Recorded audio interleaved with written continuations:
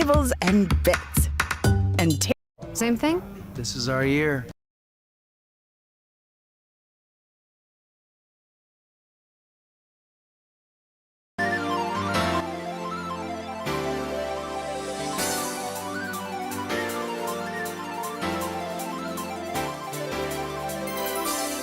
Can you see the sun is shining on me? It makes me feel so free, so alive. It makes me want to survive. And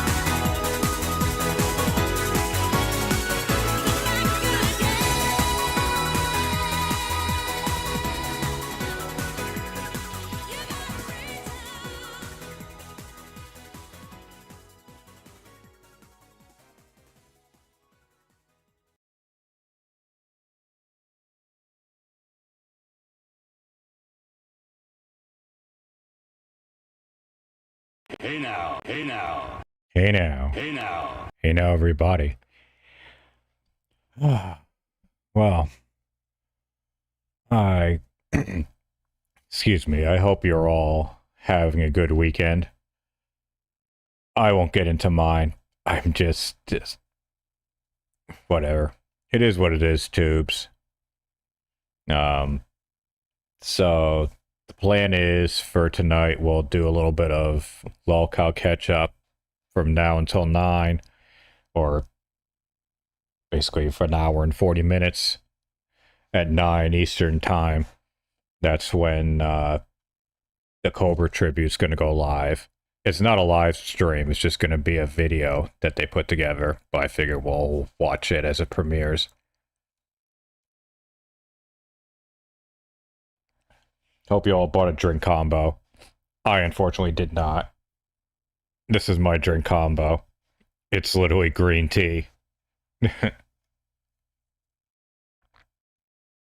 I've been indulging a bit too much in the drink combos. And by drink combos, I just mean like straight booze. So I need to kind of get back on the wagon. But enough about me.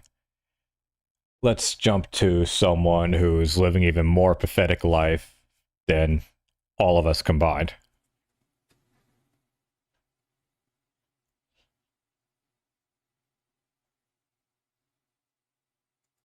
And this is actually, I believe it's from Worski. He posted this on Twitter. I guess this was the edit that he made. It wasn't like uploaded to YouTube. I found there was another one, but it was like an hour long, and I'm like, fuck that, I'm not sitting through an hour. I might even be able to sit through a half hour of this. We'll have to see. Like, if it just gets too dark or annoying, we'll just jump ship and we'll go right to wings.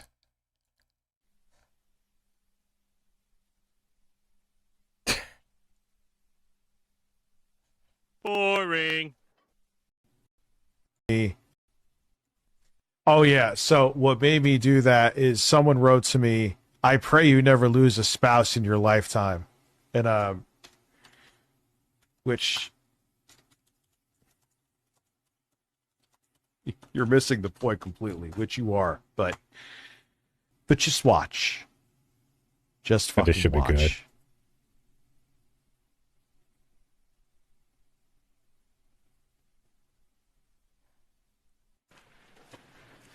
Like, it really is amazing how this, just in general, like, regardless of what side you're on, like, on the political spectrum, like, people are just, this has just made some people just lose it. Like, his death. Like, both supporters and detractors. Clint do the Cobra tribute. Not yet. It's premiering in an hour and a half. Or at 9 o'clock Eastern time. We're going to jump to that when it premieres. Actually, I might as well pull up that link so it'll be running in the background. Give me 1 second here. I'll let this play. Jesus. Already. I'm sorry. That's theatrics.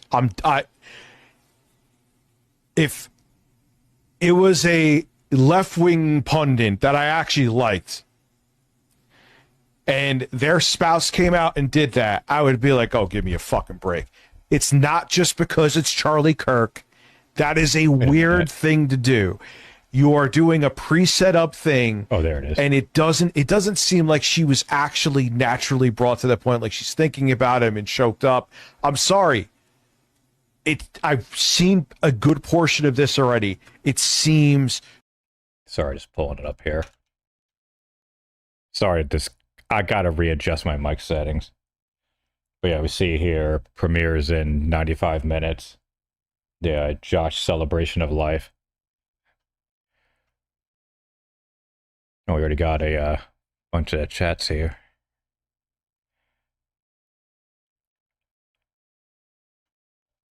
Anyways, let's go back to the tribute to an asshole. Contrived. I don't mean to Kirk, I mean to Review Tech. And not real.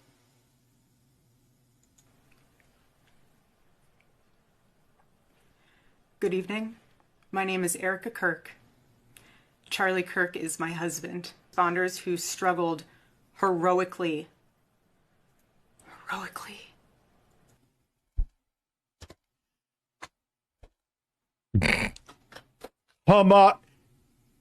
If she was auditioning for a play, they'd be like, all right, thank you. Yeah, welcome, JDX. Dude, And then Don there's Kell the and video. Harry Yes, Paper the Mario. video of her at the fucking casket. Where is that on Twitter? It's not normal. I love how he, of all people, is supposed to be the standard bearer of how someone's supposed to mourn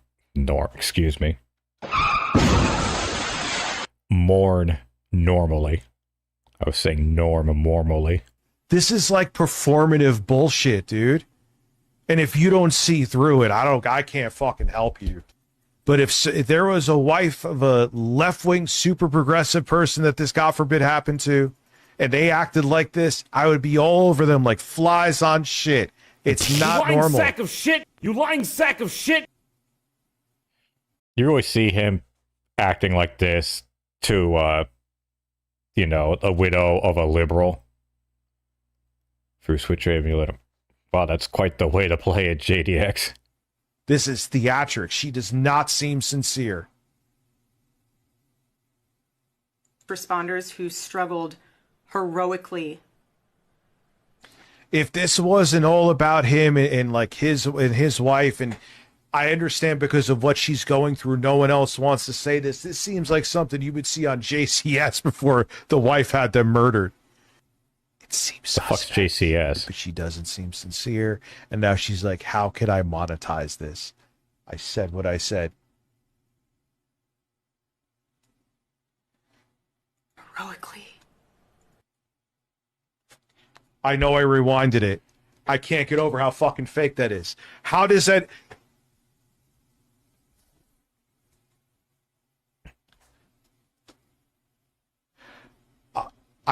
Dude, I can't take it. I can't take it. I'm not going to shut my mouth about this. I want to thank the first responders Then why do you keep rewinding it? who struggled heroically.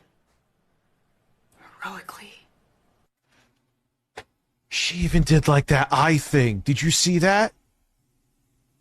Good lord. Oh, okay, that's what it is, JDX. This is worse than I thought. Now that I'm like watching it and not just listen, it sounds fake listening to it. Like you needed to go to better acting classes.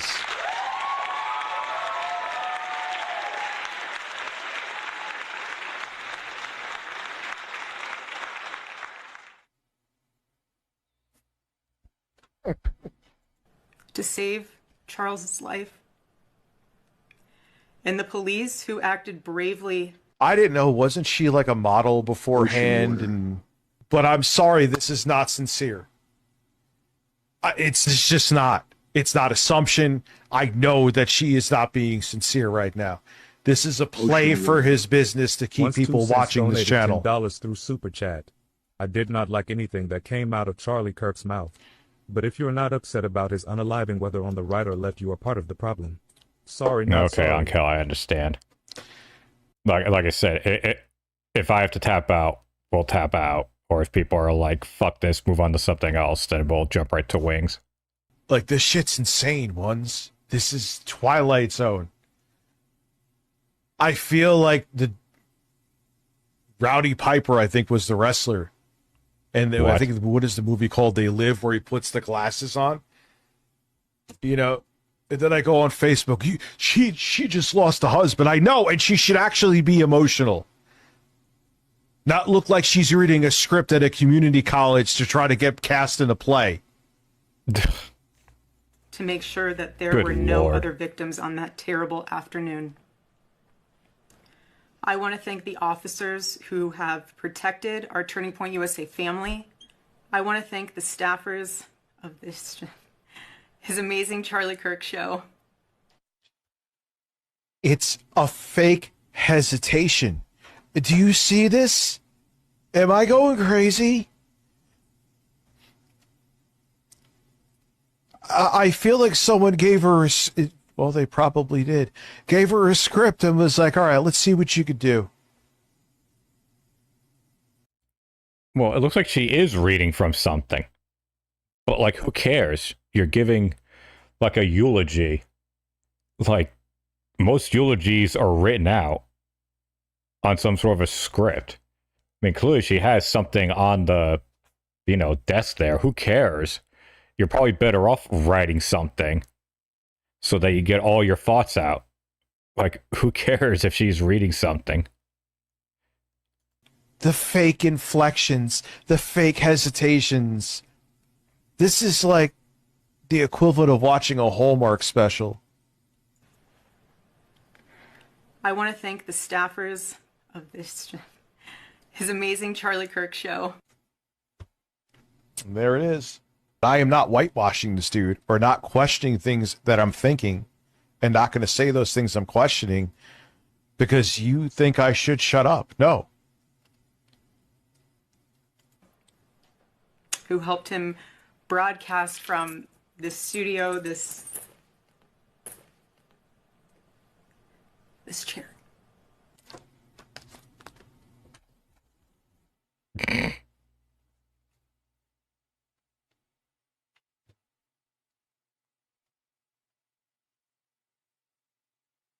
Yeah, take a dump or something. Boring. Sorry, I just wanted to go get my Steam Deck to charge, and I just needed to get up from this chair.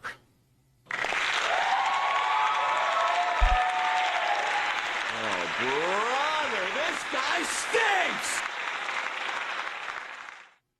What?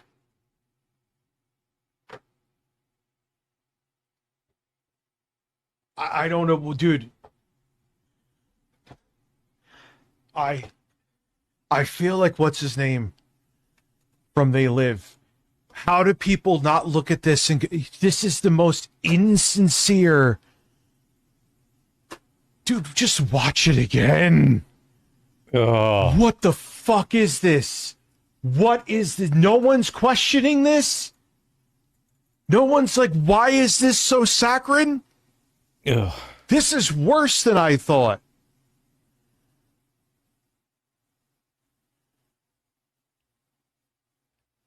Yes, I've crapped my shorts once in my life. That was a random statement.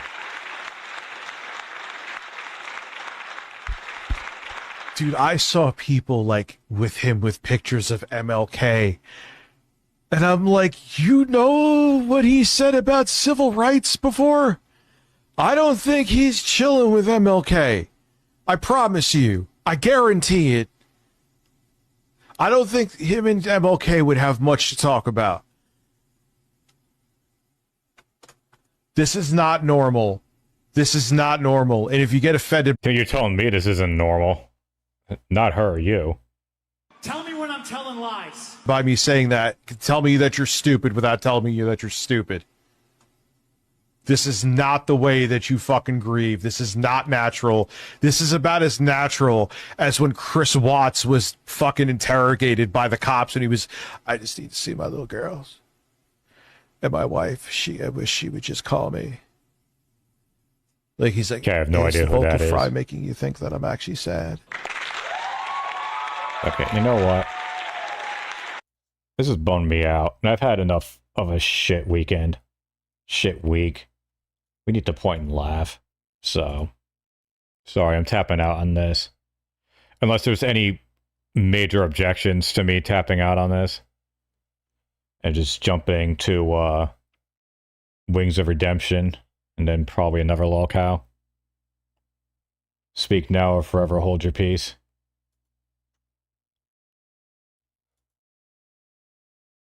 I'm getting the other videos up now.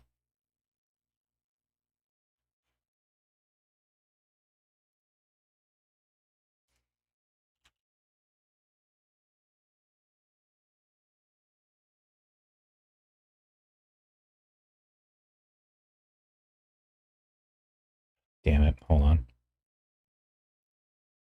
Okay, here we go. Yeah, I'm tapping out on this. I need to laugh, and this is just making me disgusted. I had a feeling this might be a bad idea, but I didn't know, like, how like, if it was, like, maybe, like, good point and laugh, but this is more of just, like, ugh. Like, just go away. Like, regardless of what your thoughts are on Charlie Kirk, like, saying this shit publicly on a platform like this, you're just asking to get fucked with. You're not going to change anyone's mind. No one's going to come to your side. You're just going to piss people off and get in trouble.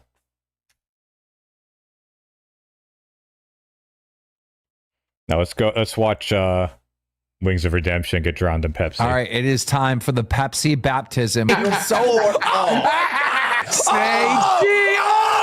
Anger management really worked.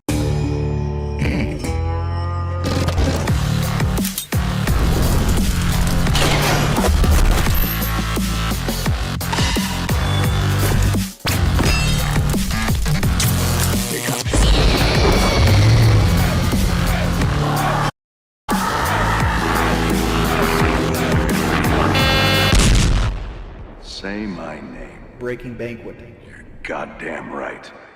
This is a great day to be me. I'm so excited to watch this. Look at those Pepsis in the back. You look like a little kid. Yeah, Casper, we tapped out on the review text stuff. Like, it was just, like, annoying and mean. I need to laugh. I'm ready for work, Daddy. Like, I'm literally in physical pain now. I threw my back out, and, like, I've been having back issues on and off for a while. Not like DSP. Like, has to do with my knee. And, like, I woke up today with issues with my back, but it was, like, tolerable. And then, like, literally, I was walking to the car to do my Sunday grocery shopping. And then just, like, all of a sudden, it literally felt like someone just, like, took a knife and just went, like, right into my lower back. I was like, oh, I literally froze in place. I couldn't believe it. It was like something out of Demon Slayer, where, like, they're just standing there, and then, like, when they just realize they've been hit. Yeah, I think he said he just got braces. Those are fun. Like, the first 2 weeks, or maybe just the first week, is just sucks and as hell. What? All right, it is time for the Pepsi baptism. We already got one. We need to wait until about an hour in for this. Why? We're doing. They're going to go through these all day. You want me to sit 2 hours into chili? I got 5 chilies. Show the chilies off. Okay. No, we need to start. We need to start now. I'm not going to scam the audience. Okay. I can't hear you guys. I'm going to need hand signals or something because there's no way to hear the show once I start getting the Pepsi poured on me. Wait, there's no. You don't got earbuds or something? I have earbuds, but like Kelly's supposed to have them. When you get your earbuds in, to go get them. Yeah, because if the earbuds break, oh well, you can get a new pair, right? Because they're cheap, right? They're $250. They ain't No, cheap. do you have like? Oh God. Yeah, obviously don't use your good earbuds. Oh no. Oh, he in the pool. How did he fit in it? How did he fit in the pool? Can you hear me? Thumbs up. Yes. Yeah. Okay. She got a bigger pool. God damn. Oh, here comes some chili. All right. So how many Pepsis? One. Oh What? God damn it, Dawson. Dawson super chatted $199.99. Let's Good go. lord. I need gratify. Bro, I want to be instantly gratified. We got one Look at the chili. dog. So let's get the Pepsis down first. It's one. It's 3 chilies, 1 Pepsi. Oh God. Oh, it's cold. Oh my God, this is such a bad fucking idea. Oh, Why did you use cold ones? Mine was cold too, but Oh my lord. He took them out the fridge. Why is Kelly getting every yeah, drop? gotta squeeze all of it out. There's 72. Well, how much is that? What's All right, 72 times 3 20? chilies. 3 chilies. I don't care. Just 3 pour it- chilies. Yes. Oh my lord. Oh God. Are those hot? Oh. Oh, what? The? She is being so. Oh.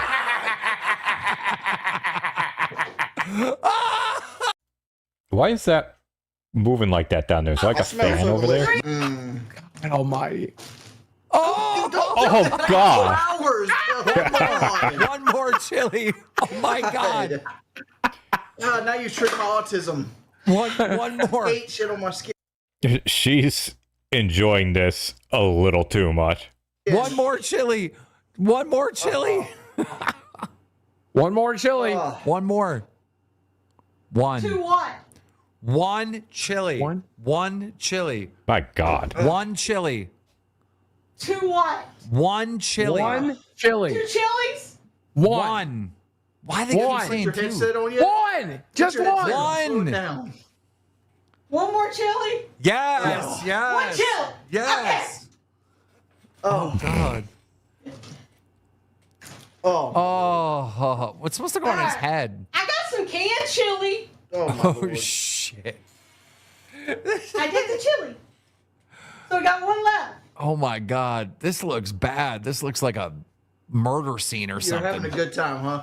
Dude, is that blanket behind him haunted? She was miserable about doing this all day until she Yo, started what? to get to do He's it. got a ghost. Oh, my He's Lord. got a ghost. This is terrible. I don't There's know a ghost. Ghost. Headset on. Yeah, what is that?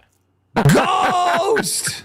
Okay, guys, what's next? There's a ghost. We need Pepsi to go with this chili. How about that Destiny suspension?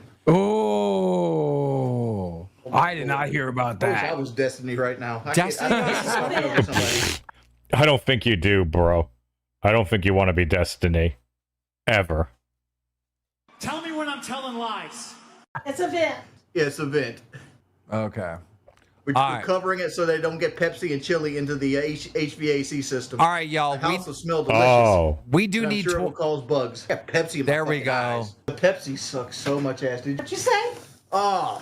Let me wash off some of the chili. 5 Pepsis. ABALDY Six super chatted Pepsis. 9 My to Destiny autism is Pepsi. triggered so badly. Keep in mind, I can't normally walk around the house without socks on. I'm covered. Oh, Pepsi. Oh God. 7. He fucking hates Princess this. My super ass chatted crack. $20. Pour it on his bald spot.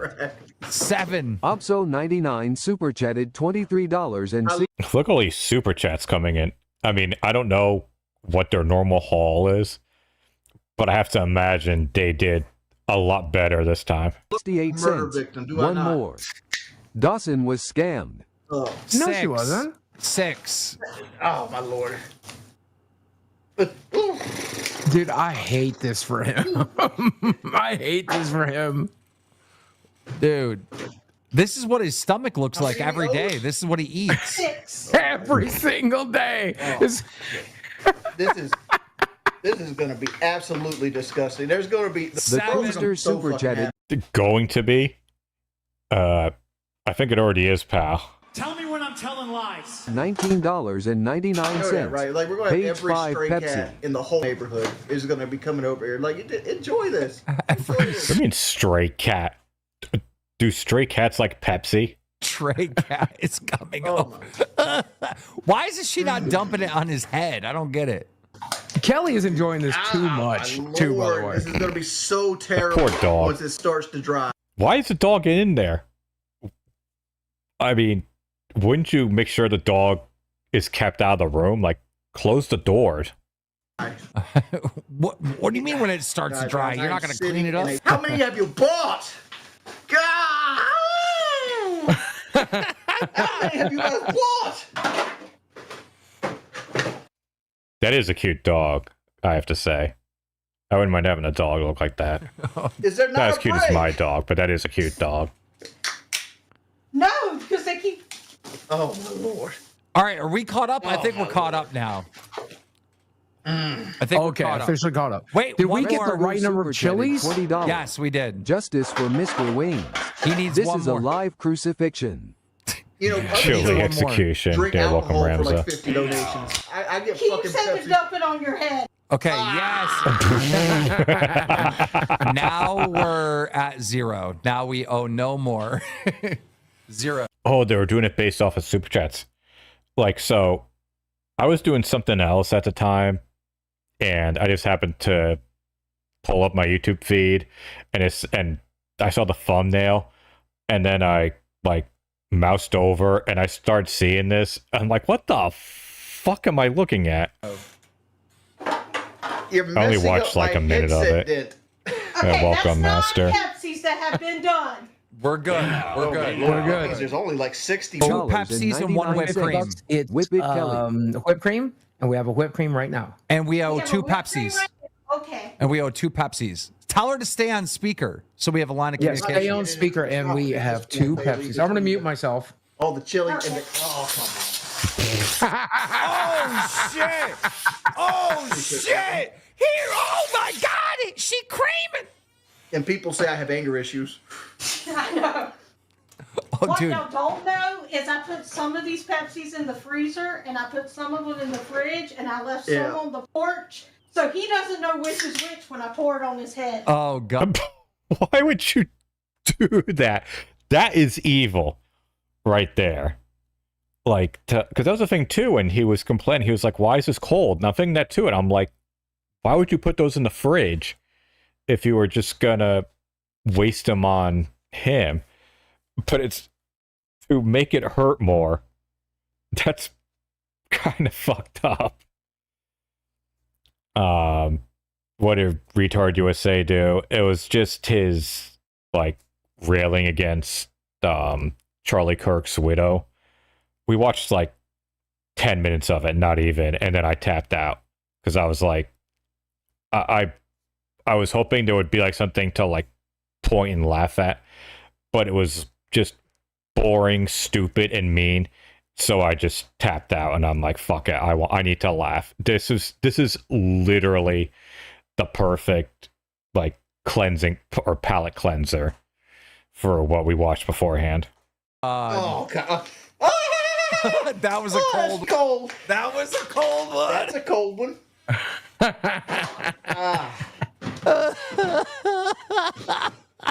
Oh my God!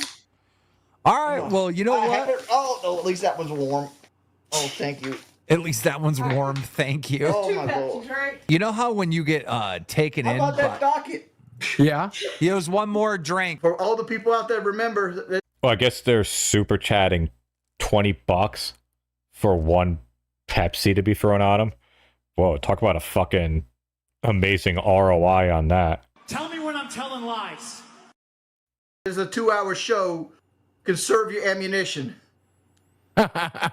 Well, shit. Or dump it all now and let them shower. Yeah. No, dump it all now and let him sit in it for the next hour. I mean, we still gotta get to this drama. Kelly's enjoying this too much. He I can't is. hear you guys, so I don't know if I'm talking over you or not. so He I'm sorry. literally looks like a My right leg is captive completely who's been asleep. kidnapped. Like, I'm going to have to crawl. Looks like he's about to start a ransom video. Yes, because here's the thing. Remember how he like thanked everybody for the warm Pepsi? He's like, "Oh, that was a good one, thank you." Like he's already given up. All right, hi Kelly. We got 2 more Pepsis ready to go. I'm going to go back and see who donated all this money. Oh, wait, hold on. I want to see if we can hear what Wings was saying in that. Like, I'm going to have to crawl. Looks like he's about to start a ransom video. Yes, because here's the thing. Remember how he like thanked everybody for the warm Pepsi? He's like, "Oh, that was a good one, thank you." Like he's already given up. All right, hi Kelly. He already said, he said Breaking Banquet is eating good today. And he is. How many views did he get on this? Okay, 37K. It's not that. He's got like a couple like videos with over 500,000 views. Like that's some good bank right there. We got 2 more Pepsis ready to go. I'm going to go back and see who donated all this money. Press that one in the No, fucking you're Discord. not going to go back and see. who Drafty did it. Allison, thank you for another gifted. You're going to go back and thank them. I looked forward to this all day. I'm so happy this is happening. He really should get a hand towel for the eyes. It hurts the eyes bad. Oh, Is he getting anything from this? Like, does he share in any of like the royalties or like the, you know, from all the shit that was contributed? Is he making anything extra from doing this? It burns so bad in the eyes. That's another Link one. Michael super chatted $20. Oh, Well, that was your fucking decision, not wearing protective goggles. What's your thoughts on Billy's new haircut, King like it's Law? not quite pepper spray. I but think it's his close. haircut looks fine. I think people are overreacting. Oh, Dude, Okay, Billy, Keller, we got one more. oh, yeah. Billy's I'm sure like, yeah, guys, yeah. tell him we have only one chili left. Ow, my friend. Cody UK super chatted $27.30. They want a cold one, the coldest one you got. Oh, dog. I am in so much misery right now. We good? Kelly. Oh, wait, you serious? Let me laugh even harder. Please get him a towel for his eyes, but we do need one I can freezing hear cold him. one. I can hear him at least now. Is it reverberating? We have one chili left, ladies and gentlemen, Yeah, but, like, and we I have can hear plenty him now, of so, whipped like, at least cream. I know what's going on. Where did I put the towel? Yeah, Corey Review lost the Tech towel. is he's lost it Here, use the at this Snuggie point. till I figure out where. Oh You God! just messed the Snuggie up. I can wash a Snuggie. I don't know what to do with the towel. I was very Can busy. you wipe my eyes? Because like I don't want because I'm autistic. God. Damn. Oh, we need. Why not just use a towel? Why would you grab a Snuggie? Like, Wings brings up a good point. Oh, I can wash a Snuggie. You can wash towels too, pal. A cold one specifically. Feels like I'm playing Dark Souls 2 Frozen Wasteland in this bitch. Jordy didn't even know there were cold frozen. I don't know why you That was did that. Like I thought it was gonna be miserable with the hot ones. I looked forward. Oh, son of a bitch! Good lord! Woo! Wee! Ah! That one's even coming out slow. Oh my lord, that is so bad.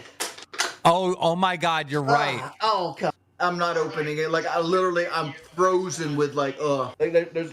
Oh my god. We need the chili, and then we need I him look- to shotgun break a Pepsi. Shotgun that shit. All right, so we need a chili, the last chili, Pepsi. So you want a hot, cold, or medium? Oh. And then he needs a shotgun of Pepsi. Go ahead and just shotgun this. It's a Pepsi. You can't open it for me? Come on, Desi. You remember when that shirt was white? Yeah. They call her Desi. Like you can't even open it. So That's a good one. Do you remember when that shirt was white? open it, Desi. Come on. Oh my God. Oh, that is getting Oh, clipped. that's my man. That is getting clipped. Yeah, we're going to jump to the celebration of life when that goes live. We already have the window open. Did Kelly just say that's my man? And it looks like he's I can't believe it. It looks like volunteered. It looks like he's farting because of the blanket blowing. It looks like he's got the chili farts. Why can't I just drink for $50?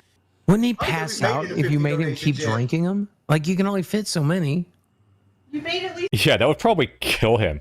Could you imagine if he drank all the Pepsis that's had thrown on him? He said, what, at least 10? $500 in donation. But yeah, The chili's gone. appreciate it, Keith.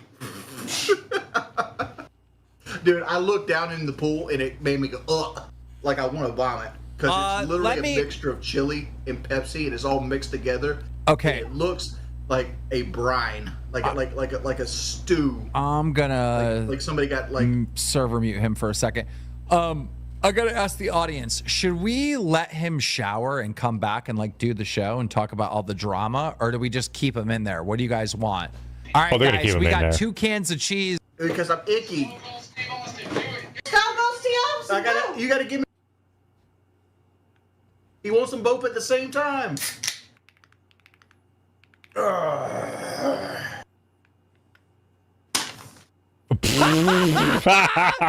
that's amazing. Okay, that's getting clipped. I gotta see that again.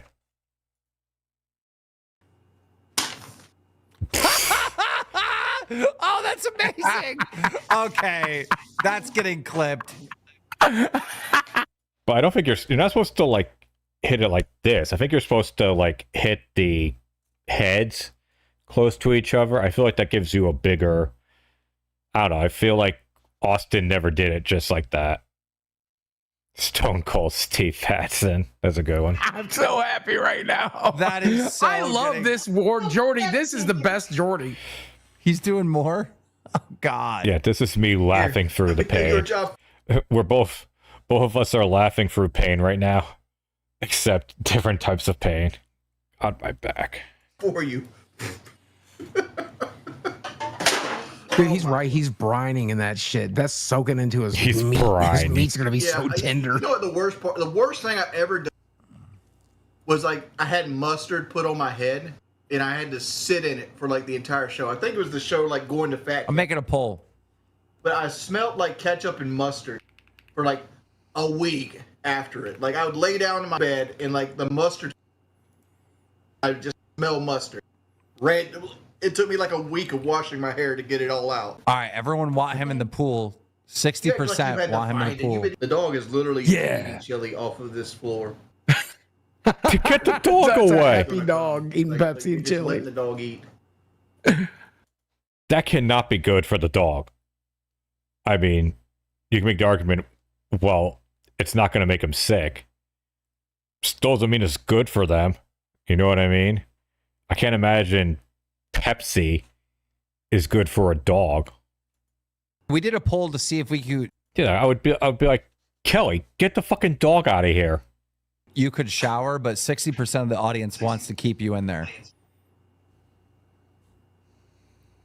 Keep who in what? You in the chili. Okay. What are you all doing? I remember one time I panicked because I was walking my dog one day, and of course I'm being an asshole. I'm looking at my phone like the whole time, and I just glance over and I see my dog is like, I mean, I have her on a leash, but I have some leeway, and I see her like nibbling on something in like a yard. I'm like, what the hell is that? She was eating a fucking chocolate chip cookie, and I was like, oh, because I know dogs aren't supposed to eat chocolate. So I immediately panic, and like I got my vet on the phone asking like, is my dog poisoned or something? They're like, oh, no, they're fine. Like, as long as they eat a lot of chocolate. And she seemed perfectly fine afterwards. But I mean, still. Meanwhile, this dog here is just eating chili and Pepsi. To my boy Wayne. Yeah. This is my favorite kind of show. Mary, I love this. Almost like a little joy. Mary, that was your cream, Mary. Ice cold Pepsi. Love you, Mary. Oh, she got that Did you happen everywhere. to get off work early today to extra free Pepsi? My daughters just got their braces removed. Yeah, I'm still fucking paying for it.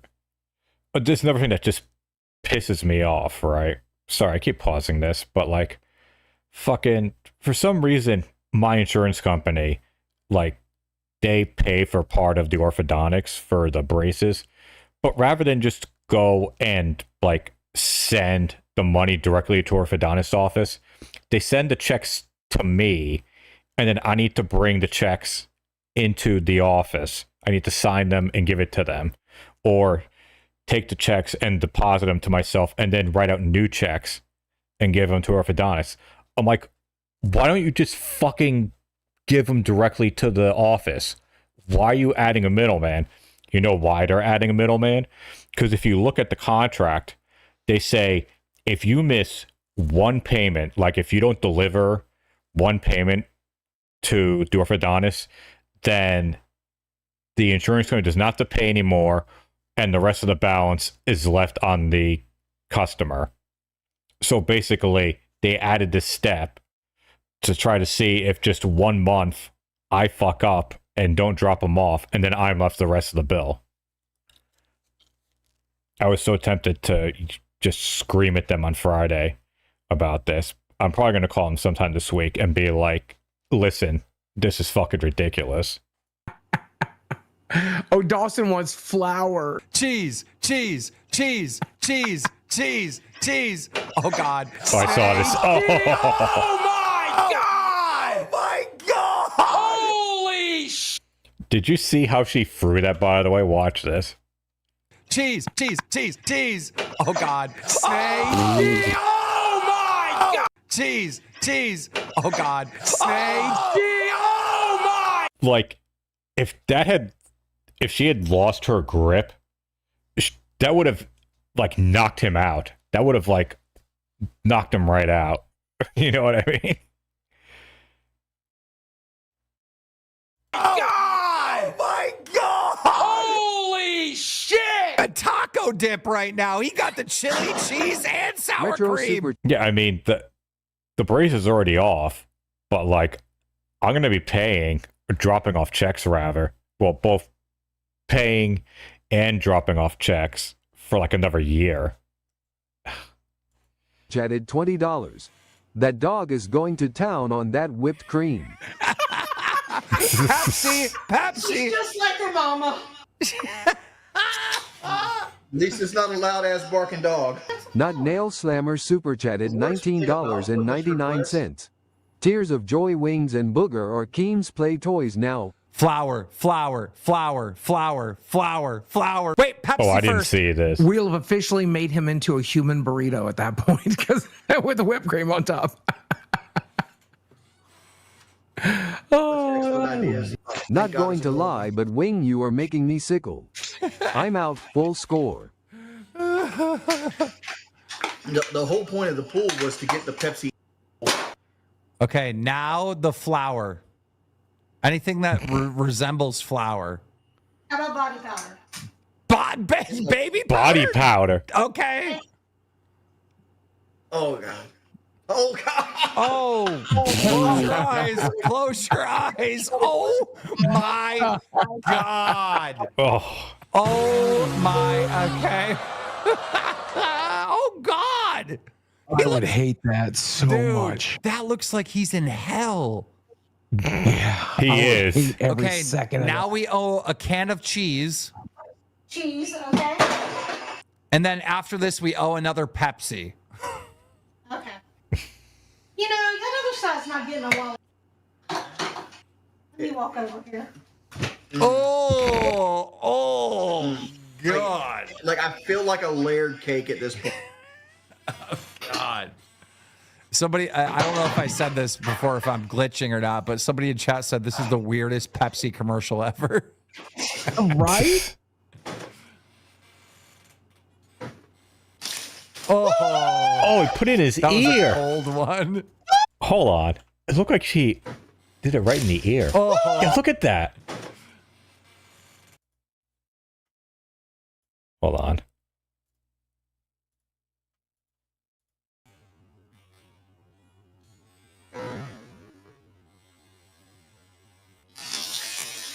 Oh. Oh.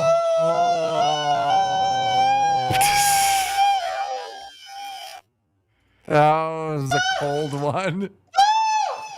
That was a cold one. Listen to that echo.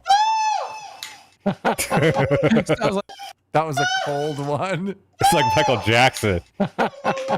Sounds like Michael Jackson. See? He's like, Oh, that would explode it. What? Oh, that would explode it. What the fuck? Oh. Oh. Oh. Oh, honey, you're so smart. Oh my God. Get down here. Oh. oh. Okay, if you think that's disgusting, Wings, just know that's what you put in your fucking body every day, you fuck. This coming from the dude that smokes and drinks White Claw. He looks so miserable. Oh, I need to stop. Wow. The Gamers Asylum super chatted $10. I feel bad for Wings. But he'll laugh at this later, God. right? Oh, God, it's pouring on the floor. It's Super pouring chatted into the floor. $10. Anger management Oh, really God. worked. GG, Mr. Wing. Are we out of It Pepsi? really did. We're so, No, he is out of steam. He's look at him. He's dying. yeah, but we owe His legs- Pepsis. Yeah, we owe like 5. We owe 5 Pepsi. I'm trying to keep track. I think we're like 5. Okay. To drink the wings broth. Yes! Yes! If we get a crown, That's 6. he's drinking out of the pool. Oh.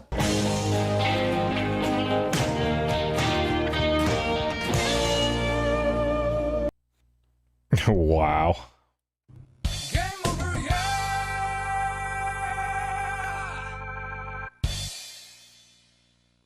That was fucking insane. Huh? Hold on.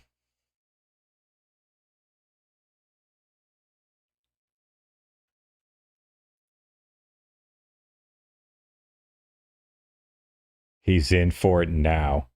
Oh, this should be good.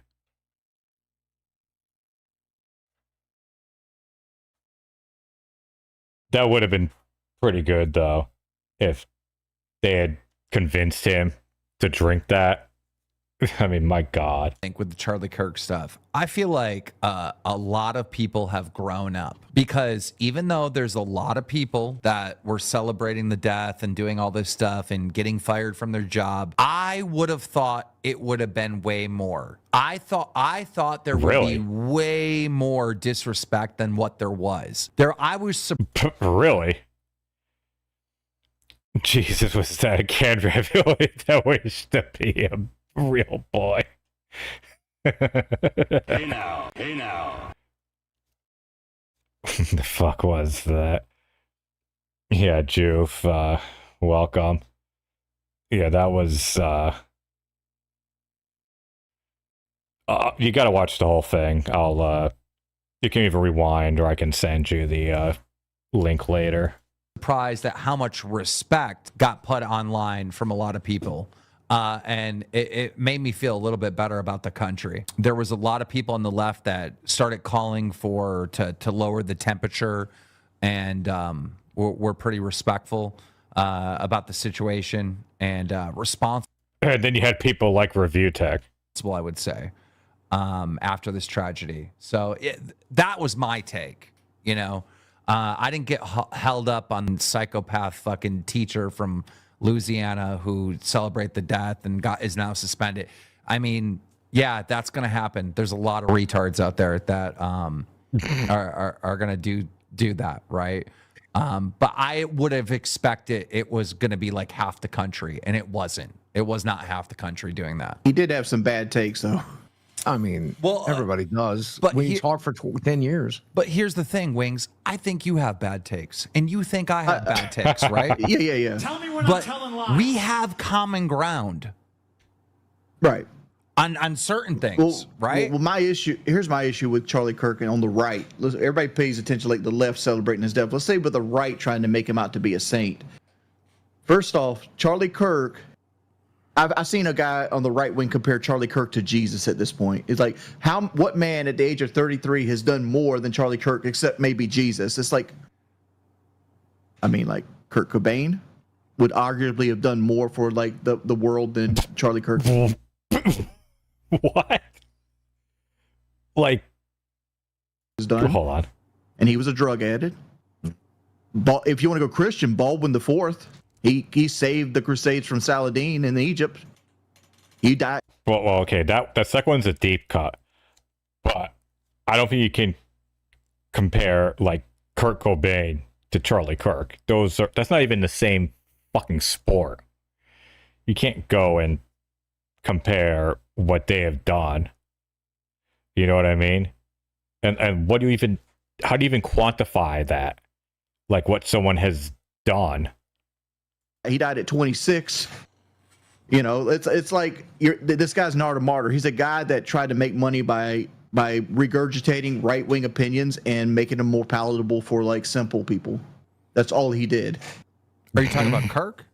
Yeah, that's all he did. Like he wasn't this great man that deserves to be held up in pedestal. The guy saying this has this fucking couch like hanging on the corner here. Like, what the fuck is this? And have statues built of him. I mean, he is a martyr, though. I think he was a pretty good human. I do. No, he wasn't. He confused classism with like black people. He blamed black people for like crime rate exponentially, and he's confusing because black people are the poor people in most situations, right? And this let me clarify here. The way current society is set up. Do you have a clip? That there's rich and poor. Do you have a clip? I don't have a clip right on me, no. But like, there's just so many bad takes that he took where he confused classism with like a race of people. Because I've seen clips of him saying, yes, there are races, but that shouldn't be how you're judged. You shouldn't be judged on your race at all. You should be judged on your character. I've seen many clips of him saying that. Because here's my thought process on that with taking Charlie Kirk out of it. It's like poor people do desperate things because they're put in desperate situations, and it's disproportionately, one race tends to be into the poor bracket more so than any other race, disproportionately to percentage. So like you're obviously a person that's poor is going to make more desperate choices. I seen a clip where Charlie Kirk was saying this. He said, there's an issue with the black community where there's black children are grown up in fatherless homes, and it's accepted and part of the culture, right? You know why they're growing up in fatherless homes? It's not that, black fathers don't abandon their children any more than white, Chinese, any other race of fathers. Right, but if it's also accepted in that culture, right? If it's accepted in these communities. What do you mean by accepted? Like it's just the norm. I mean, like, I feel like that's your way of saying, like, black culture, like holds on to, like, for example, like you'll see, like, oh, this should be good. Please give us an example. Like every now and then on TikTok, you'll see that one girl that be like, hey, we got to stay on Section 8. We got to do this. You can't work. You can't have a job. They'll cut my EBT, that kind of thing. Are there welfare queens out there? 100%. But at the same time, Walmart's a bigger welfare queen than any single person in the fucking world. Yep. I mean, but it's however you want to swing. Look at Boogie in the corner here. Single person in the fucking world. Yep. I mean, but it's however you want to swing it, however you want to point it out. It's like, is there going to be somebody that takes advantage of the system, and will that person most likely be poor when they do it? Yeah. It's a survival mechanism that they've built into through generations, but to blame a race on that is kind of simple. I wouldn't say blame a race. I would say blame the culture. Blame, yeah, 100%. Like, you know what I mean? It's not really about the race, all right? Fundamentally, we got to fix the American family, You don't know what you're talking about out. Kirk had facts to back up what he said. You gotta play a whole clip of what he's saying before you try to take it out of context like lefties. I do agree with that. I wish we had the clip. Yeah. All right. Here's the fact with the Charlie Kirk thing, though, right? I don't get paid for my political takes, and when I give a political take, it's something off the top of my head. If I had an event where I'm going to go sit there for 4 hours and I'm going to have these 10 talking points, I'm going to have them fleshed out as humanly possible. That's what you do in these events. Yeah. Right. So like you okay, here's the question. Here's the 5 things people can say to me. Here's how I respond to these 5 questions. He's a pile of fucking shit that's a sex People pest. probably shouldn't kill people for a debate, Wings. They See pick how him up to be a existential martyr when he's groups were not. kept down, and such shows Kirk's death is his own fault. Okay, look, I This is think we going can well. just sit here and go in circles and probably all get in trouble. The chat will get in trouble. I'll get in trouble. Wings will get in trouble. Boogie will just sit there and fucking stay out of it because he's smarter than us. Yeah. But what we can do is update you on Charlie Kirk and this horrible tragedy, the assassin. Yeah, what a great idea, Samurai. Tell me when I'm telling lies. Of him and what's happening now. So let's just do that since we're on the topic. There is a stigma to black culture that unfortunately some will not understand unless you actually have a conversation, and unfortunately, some people are not ready to have that conversation. Wings, you are talking poop. I live in the poorest county in the UK, and we have the lowest crime rate in the UK. It's a culture thing, not a wealth thing, G. It's part of the culture, and I think that culture also affects poor white people. So I think me and Wings are both right, to be honest. Oh, hold up. The struggle. You're fucking wrong. You're completely wrong. So you're trying to tell me that people in the United Kingdom don't have drug problems? Those drug problems don't stem from, being stressed out in life and just having crushing poverty, and those people in crushing poverty don't go break into houses. So you're saying nobody breaks into houses but wealthy people in the United Kingdom, right? People that already have stuff, they got a nice cars, like, fuck that mate over there, I'm gonna go steal his telly. Has better takes than poor. I'm gonna steal his telly. Trying to use the British vernacular in your example there. People break into houses. Thanks for educating the trolls once again. Let me inform you, Wing, since you think you know everything. Walmart, not all their employees get welfare or EBT because I worked for the company and I received nothing, and I own a house in New York City. Okay, Yeah, you probably don't work at the Yeah, you probably work at the higher end. Yeah. Notice he looks down. See, he looks down right there. Oh. What do you mean? What were we talking about again? Hold up. I was reading chat.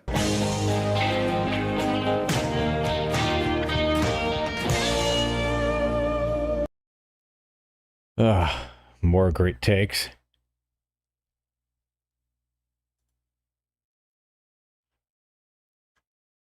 Let's see, hold on. Wings of Redemption talks about little girls.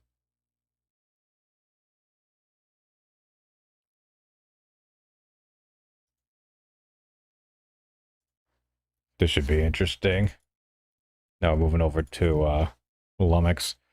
About 45 more minutes until the celebration of life starts. How many people we got in here? God, 1684. Not bad. I thought he was going to do a live stream, but, this is better than nothing, and it probably is better off to just show a video as opposed to, like, going live, because there was inevitably going to be some assholes there, because that's just how people are.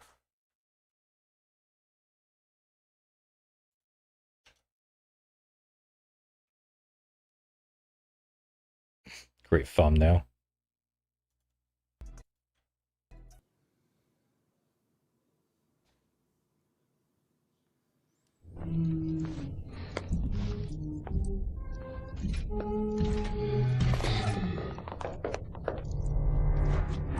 Didn't he say something, though, about, like, maybe not playing Ghosts of Yote because the either lead dev or former lead dev was celebrating his death and thought it might cause, like, an issue? Like, he's really going to miss out on playing one of the biggest games of the year over something like that. Like, give me a break. He played fucking Hogwarts Legacy, which I would argue had a lot more controversy and bullshit surrounding it than Ghosts of Yote. The vast majority of people have no idea about any of the devs. Like, people really don't understand. The vast majority of people do not just live and die on Twitter. Like, probably not even 2% of the potential, like, audience for that game knows what went down with that and that statement, or any of, like, the random stuff where people are saying, like, oh, it's gonna be bad, it's gonna be woke, this, that, and the other thing. Trust me, the vast majority of people don't know, and they don't give a fuck. The whole woke game thing is pretty much overblown for the most part, in my opinion. Like, all these woke games that failed, they didn't really fail because they were woke. They failed because they were just bad games that happened to be woke.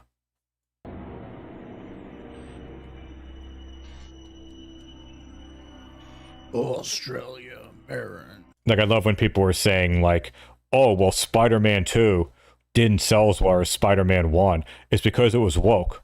No, you retard. It's because Spider-Man 1 came out on the PS4 and the PS5. Whereas Spider-Man 2 came out early on in the PS5's lifespan.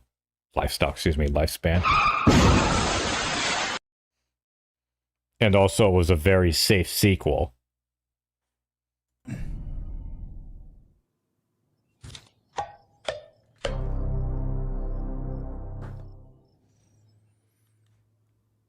What's up, everybody? What's up? Boom.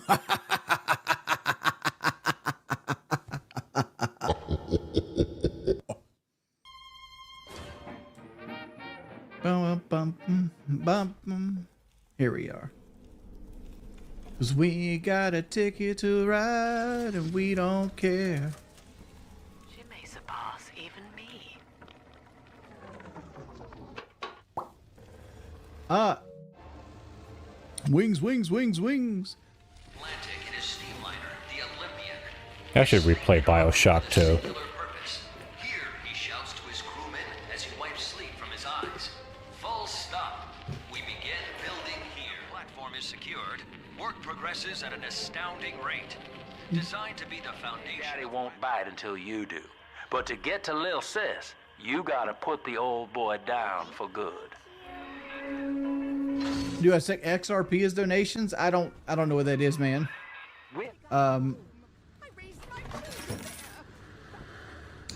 For example, this game definitely got a lot of unnecessary shit. Like, people really kind of didn't give it a chance, and they just saw it as a soulless cash grab and all this stuff. I mean, yeah, it wasn't as good or as memorable as the first one, but on its own, it's still a pretty damn good game. They really did improve the gameplay over the original. Although I will admit that the multiplayer mode that they tacked on was completely unnecessary.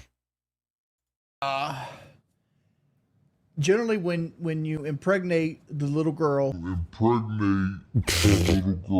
with the sea slug, it makes it so like their vision becomes. Sorry, my finger's covering it up, but very hallucinations. So they see the world as like this wonderful like ballroom, and everybody in there looks like they're dancing and having a good time, and they call them angels. And Adam, they can actually see Adam in the veins of other people. So when they see the Adam, they use their little wand and suck the Adam out, and that's how you actually gain Adam. Like you see on the bottom right hand side of the screen here, I have 40 Adam, because when I was protecting the little sister, she was harvesting Adam, and when she harvests Adam, all the splicers who are addicted out of their mind to it come after you, and then at the end you get all the Adam that she has, or you can choose to sacrifice the little sister and take the slug out of her belly, killing her. All of the children have finally fallen asleep. And now that the park is all quiet, I can't sleep myself. I guess it's just you and me, Mr. Voice Recorder.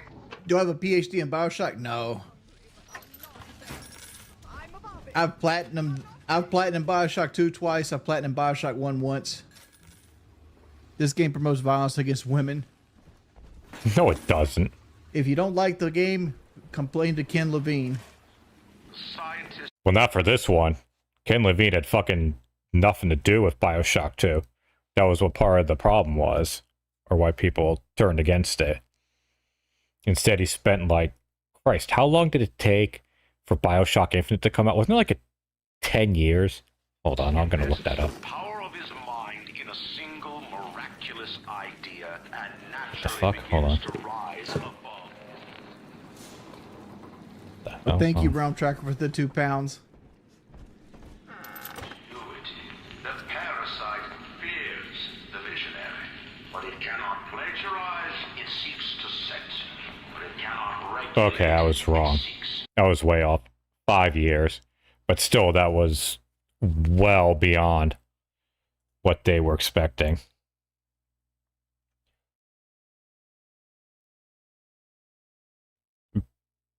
Yeah, started.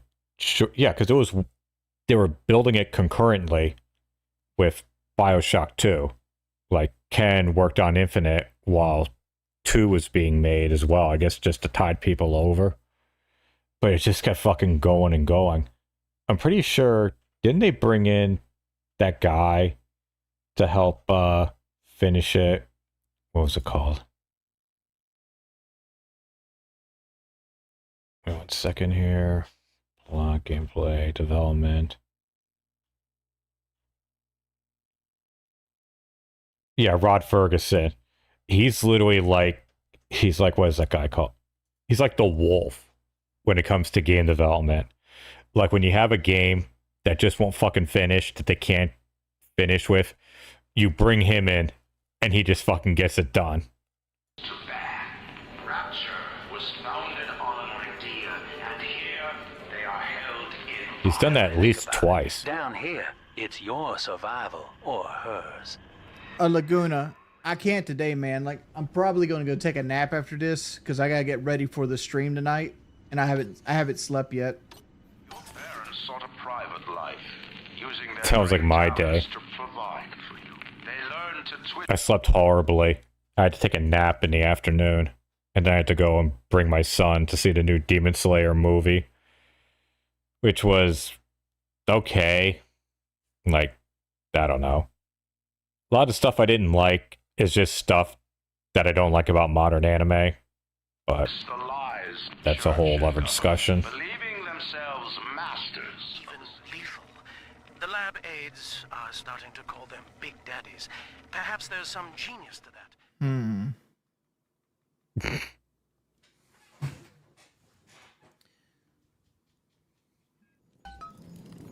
All right, boys. We're going to stop it right there. Looks like this stream's getting deleted. It's a pretty cool shirt he has. Hold on. The cream of the crop. Macho Man. Randy Savage. One of my friends tracked me. Yeah, like, I was watching it, and I'm like, do they wrap this up? Because there was so much shit still open. I'm like, what the fuck? And then I asked my son, and he's like, oh yeah, there's 2 more movies coming out in this. And I'm like, what? He's like, oh yeah. And then he also already knows how the whole thing ends. Like he already like he doesn't read the manga, but somehow he just knows what's going to happen. And I'm like, well, okay, I guess. It seems a little weird.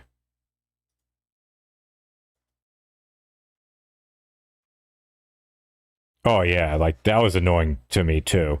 Where like you'd have like a fight scene and then like they'll bring in like 5 to 10 minutes of like backstory and then go back to the fight for like a couple more minutes, excuse me. Couple more minutes. And then more backstory, back to the fight, backstory, rinse repeat until the fight's over.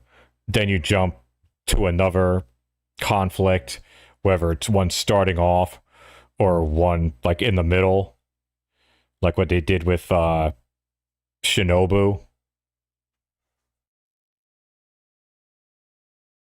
Like that thing like started like at the beginning. Sorry, slight spoilers, but by the end of the movie it still wasn't done. I'm like, huh?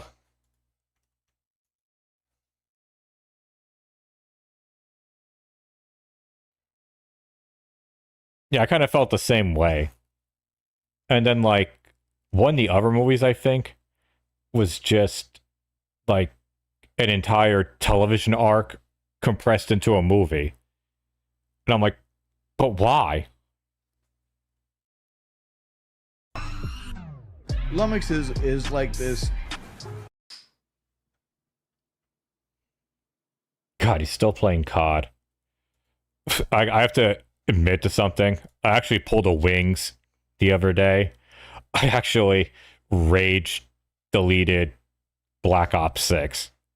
I got so pissed during one match, even though it was one that like I could just quit the match and moved on. Like it was one where you could easily get caught in like a death loop because it was like hardcore. I think it was hardcore stakeout. I just kept dying and dying, and I just something just snapped in me. And I was just like, fuck this. And I literally went and like quit and uninstall and wiped it off my fucking console.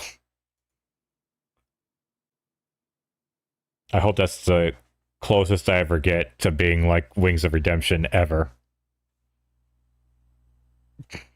Boring, boring.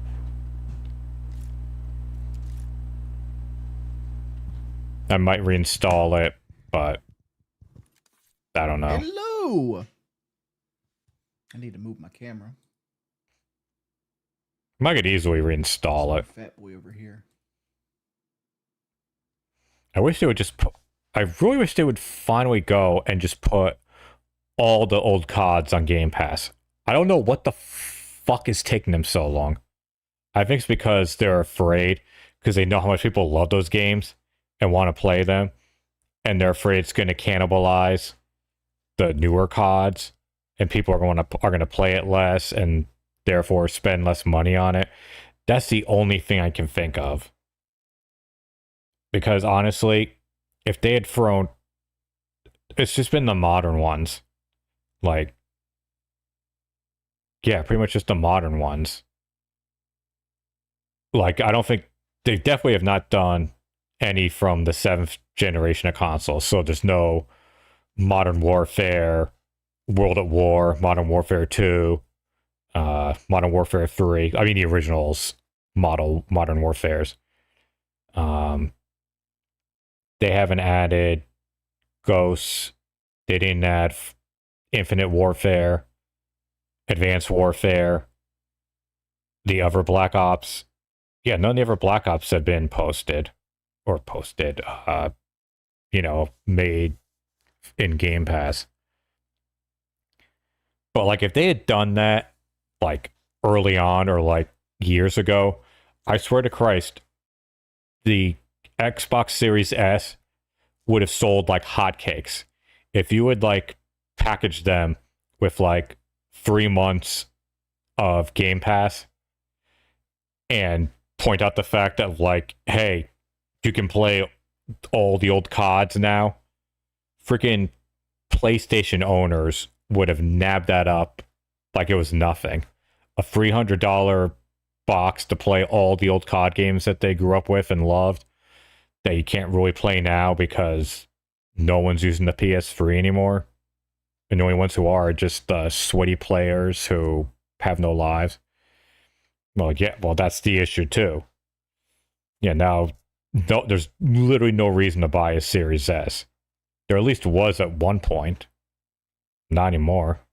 The price. And pretty soon, like, they're just going to show up on, like, what's the word I'm looking for? Not secondhand shops, but like clear outs, like distributors, like the places that you like woot or overstock, like the places that unload like refurbished or excessive shit.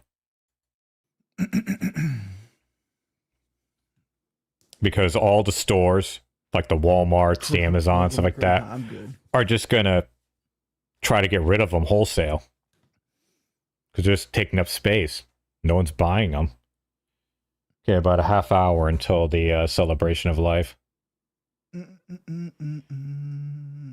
gonna take my legs will ever hurt. Like the only thing I ever hurt short me is my break back. Before that because I need to like if I wash dishes or like sweep the floor, or stretch like my mop the legs and floor, my back. Those activities kill me. Absolute kill me. Wait, sorry, what was that? No, my legs will ever hurt. Like the only thing that ever hurts on me is my back. And that, like, if I wash dishes or like sweep the floor or like mop the floor, those activities kill me. Absolute kill me.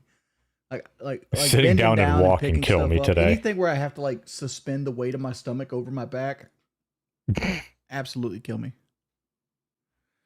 Quit streaming at 2 a.m. It's what time I'm up. Like I'm bored. Like I don't got Diablo 2 to play no more. And I watched so much YouTube. It's like, oh, I don't know what to fucking do. So I was like, let me jump on and do this.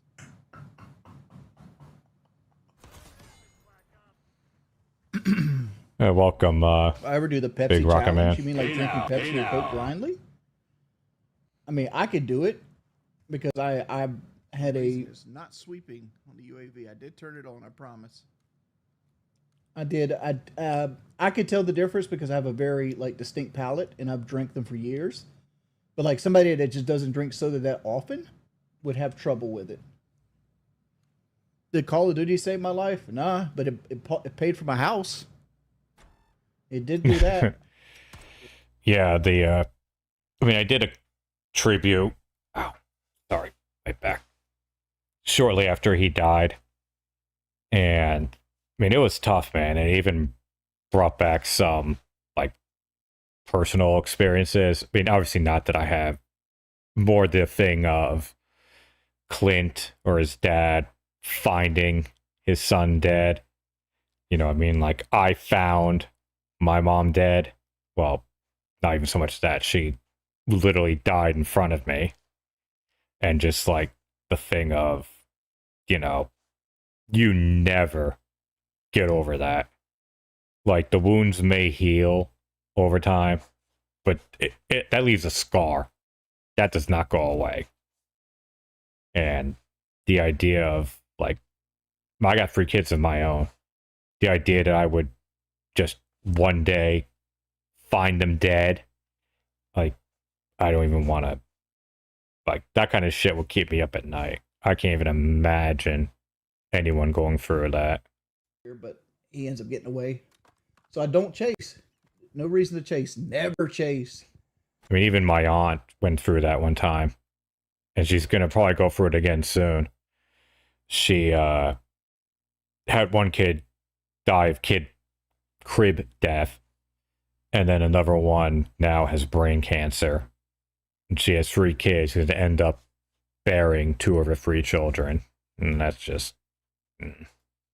I know now that I can take a clip spot, and I know he's on the left side of me, and there's nothing he can do. Why is that stay shaking? On the left side of me. Why conversion? Man, my camera's shake. How can you tell my camera's? Oh yeah, because you guys can see me. Yeah, and I feel bad because like I haven't seen this person. She's my cousin, the one who currently has brain cancer, and I haven't seen her in like 7 years. And I'm like, because shit's so crazy over there. Like I can't just go over. I can't be like, oh, hey, Aunt so and so, or call the person directly. Like I need to go through my dad, who's kind of like the mediator, or he's, you know what I mean? Like he has to kind of give me like the go ahead. And I keep bugging him. I'm like Dad, I don't want. I want to see my cousin while she's still kind of there. I don't want to see her on her fucking deathbed or see her at her funeral. Like, I literally haven't seen her. God, how old were the girls? It's like I said, it's been about 7. I don't know exactly how long, but pre-COVID. Probably around 2018, I think. But at the very least, pre-COVID. So we're talking over 5 years. And she's been going through all this, and I'm like, I want to see her again. But, you know, I know they're not being mean or malicious. It's more just like, I have to play it by the situation. Like, I can't go and impose myself and the family. On the screen, I'm watching. But it doesn't make it any easier. I shake my legs. Love is one of the background guys for H3 podcast. He called me out on a Call of Duty challenge, called me a wife beater and that kind of thing. He said he whooped my ass in Call of Duty. Which, I got no hate in my heart with Love. I'm like, okay, I accept. Yeah, I hope so. What he doesn't know. And then even like today on Facebook, I just happen to be glancing through it. I almost never go on Facebook, especially since post Charlie Kirk death. It's like, people, shut up.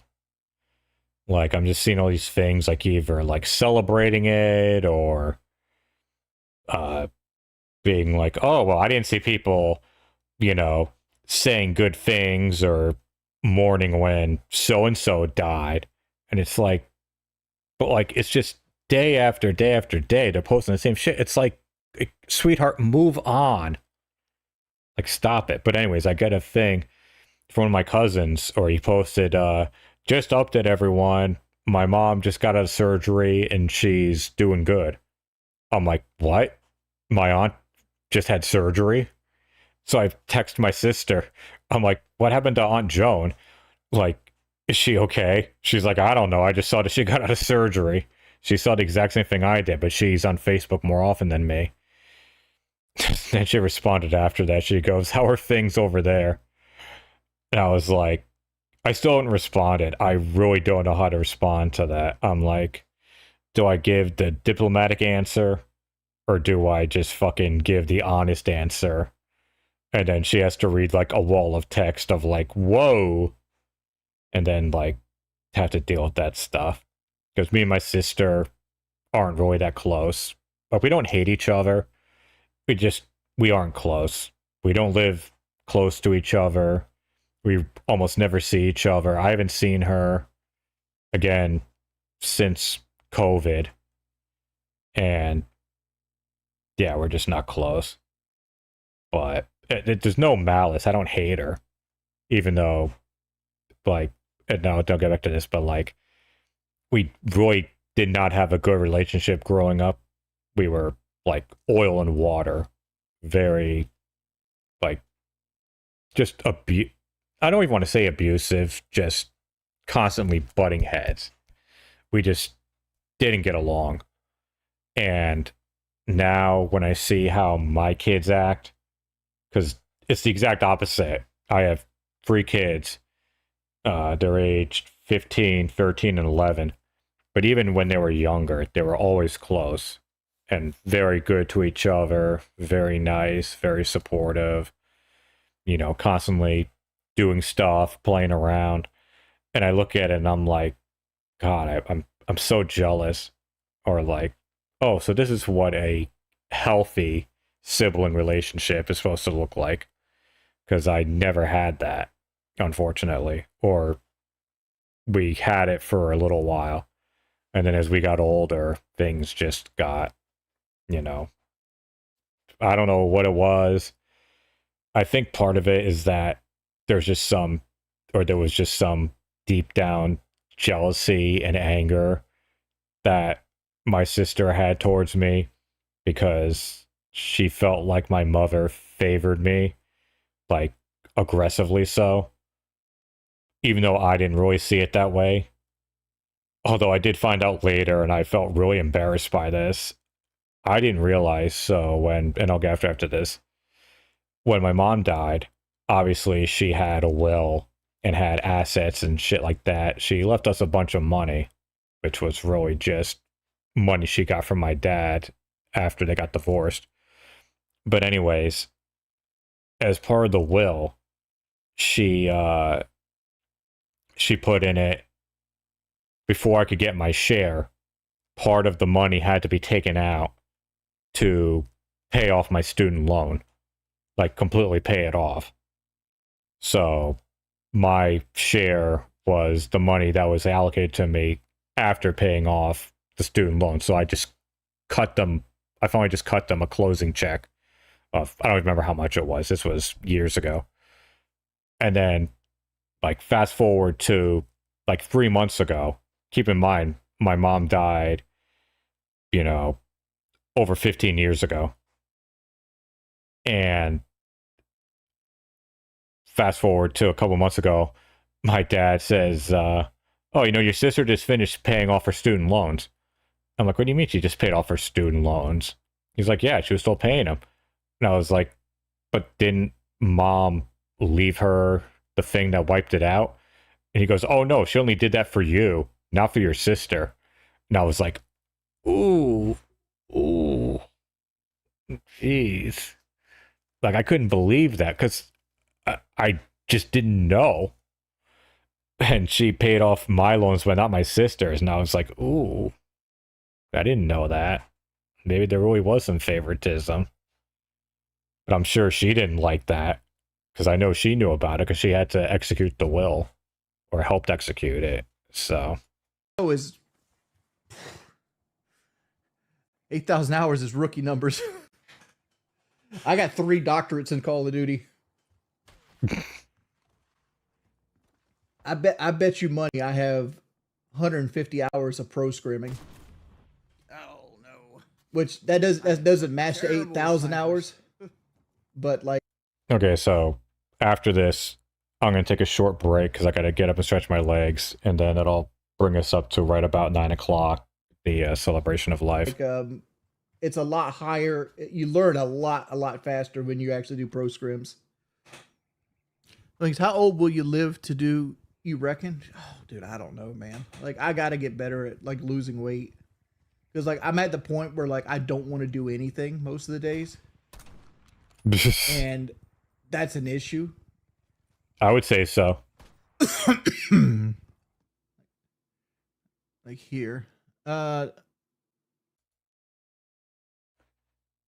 Boston Gaming, DSP. Let's see. Scroll up here. Yeah. Like here. Why would you open this up? Like, why would you have this thing here? Well, let's just see here. Package should be there soon. Mention it full time. The video, there's the DSP thing. Sent the photo. Angry pass holder got in for some reason my Wi-Fi. Damn, that sucks. Sent the photo. Sorry, both numbers. Fucking congrats on the 99. Like a sniper class. Keem sent the link. Let's see. Scroll up here. Yeah.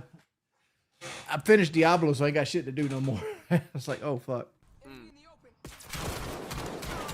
I mean, damn, like, I got destroyed.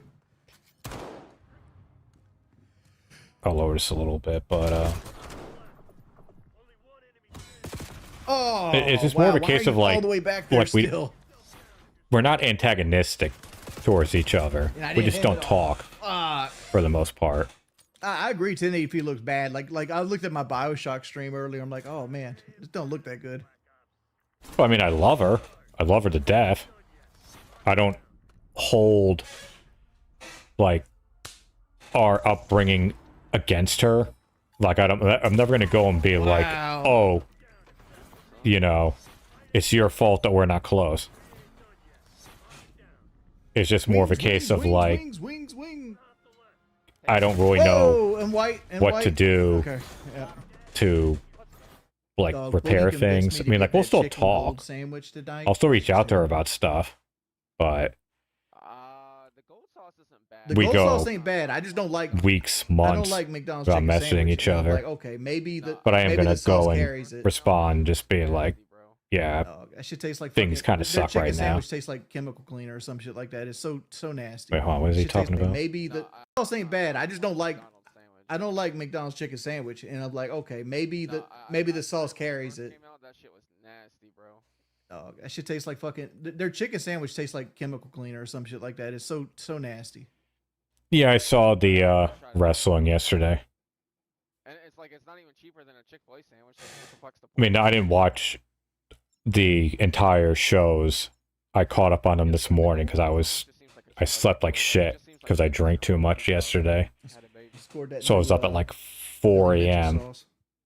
And so I just came downstairs and caught up on all the wrestling on WrestlePalooza and All Out. I love it. I was surprised how much I liked All Out.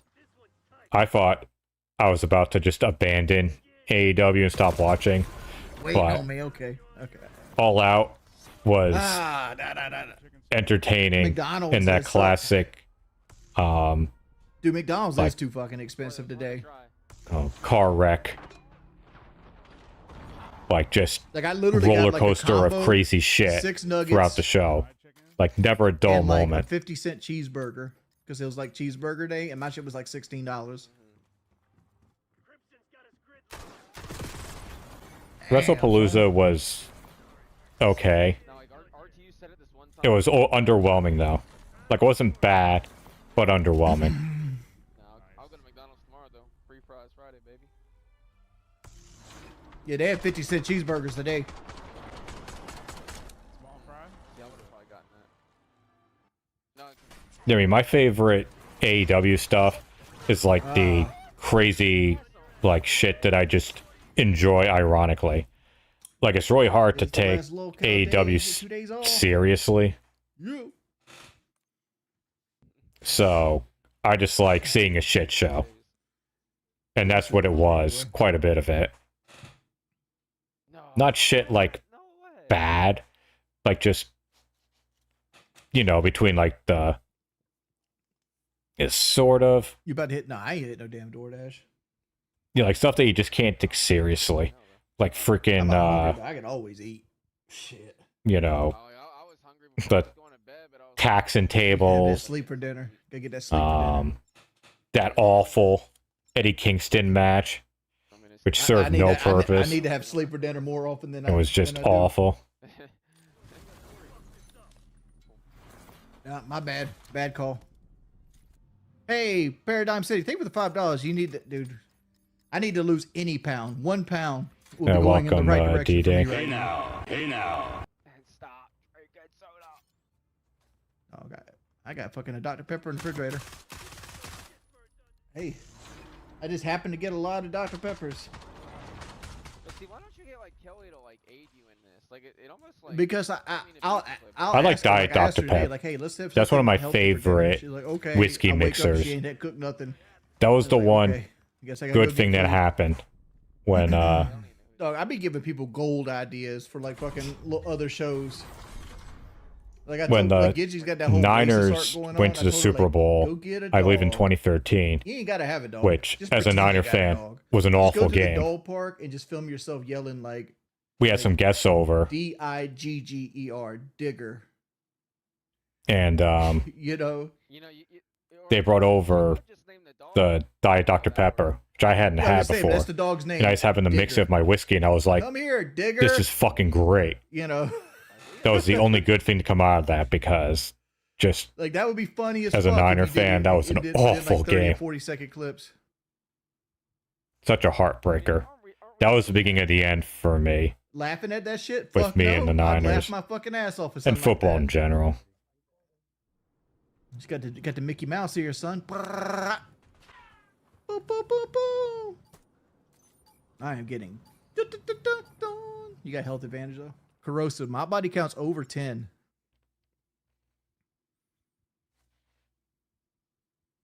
The only thing that stopped my body count from rising was marriage. What? I need 500 pounds, pull more bitches than most people. You lying sack of shit! You seen the Conway 210s I pull? Yeah. You pull one good dick, bud.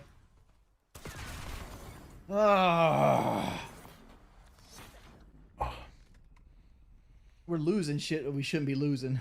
I am not enjoying what it's going to feel In the like middle, in the when I middle. stand up in this short break we're about to take. I'll be back on before the celebration of life, but I got to stretch my legs and my back.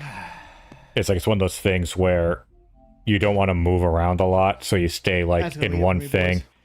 but then you're just delaying the inevitable pain, and then when you get up, it's just worse. But it's kind of like, okay, do I stay in a more constant pain thing and then have the easier setup, or have lower stretched out and then kind of like all at once? But anyways, I'm gonna go and stretch. Having myself a platform seems like the thing to do. Yeah. Anyways, I'll be right back, and then we'll jump to the tribute of life.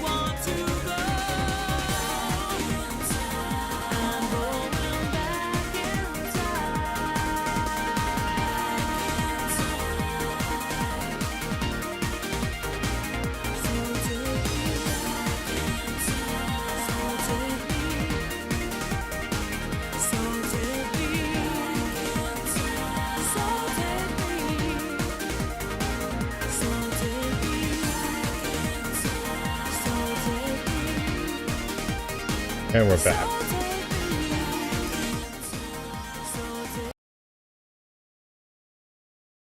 Things about, I don't know why it says 1 a.m.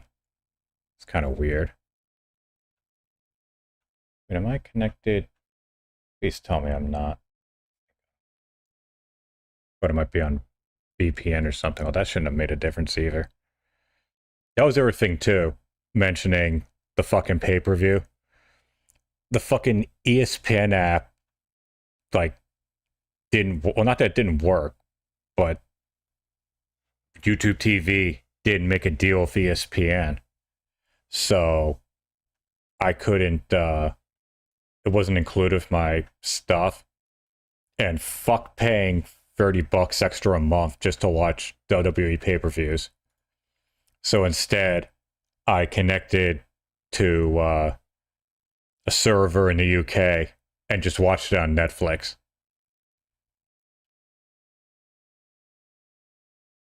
It was so much, it really is so much better. It's amazing how fucked up it is for people in the United States who are WWE fans. It is literally completely better if you're international, because everything is in one place. All WWE, all on Netflix. And it's perfect. As opposed to in America, Monday night, Netflix. Tuesday night, the CW. Friday night, USA. And then Saturday night's main event, Peacock. Oh.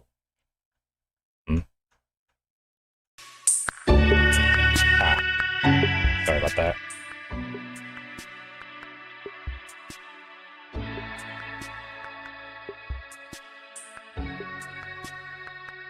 Actually, might move over here.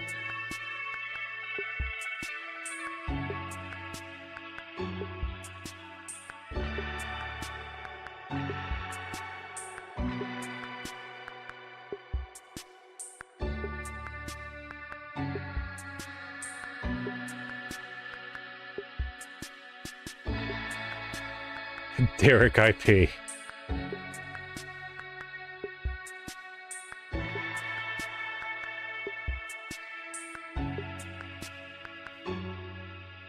Get your drink combos ready, dudes.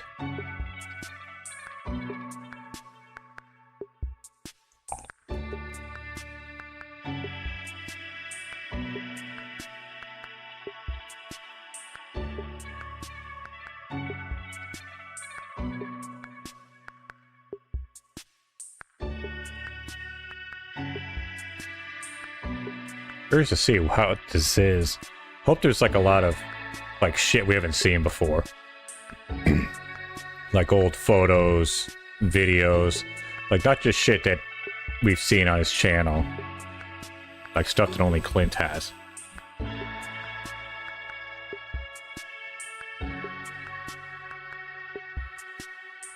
They said it's a little bit over an hour.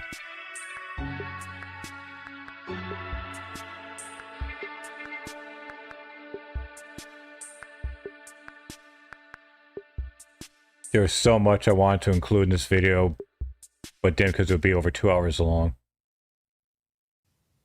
Oh, here we go. Hello and welcome to Josh's Sorry. celebration of life. I'm really glad you could make it.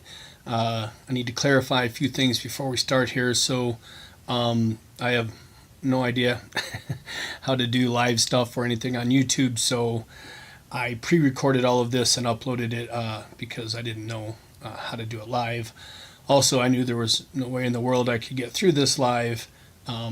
So I just felt it was best to record it, which was good because most things took multiple takes because of crying, obviously. So we got together and we made this earlier and then went ahead and are posting it live now. It hasn't been easy waiting a full month to do Josh's celebration of life, but we felt it was best to do it on either a solstice or an equinox because of Josh's beliefs, and we thought that would be the best time to do it. And so equinox wasn't that far away, so we decided to go ahead and wait The equinox isn't until Monday at 12:19 p.m., I believe, for the full equinox, but we're within the 24-hour period, so I thought that would still work, and we wanted to do it.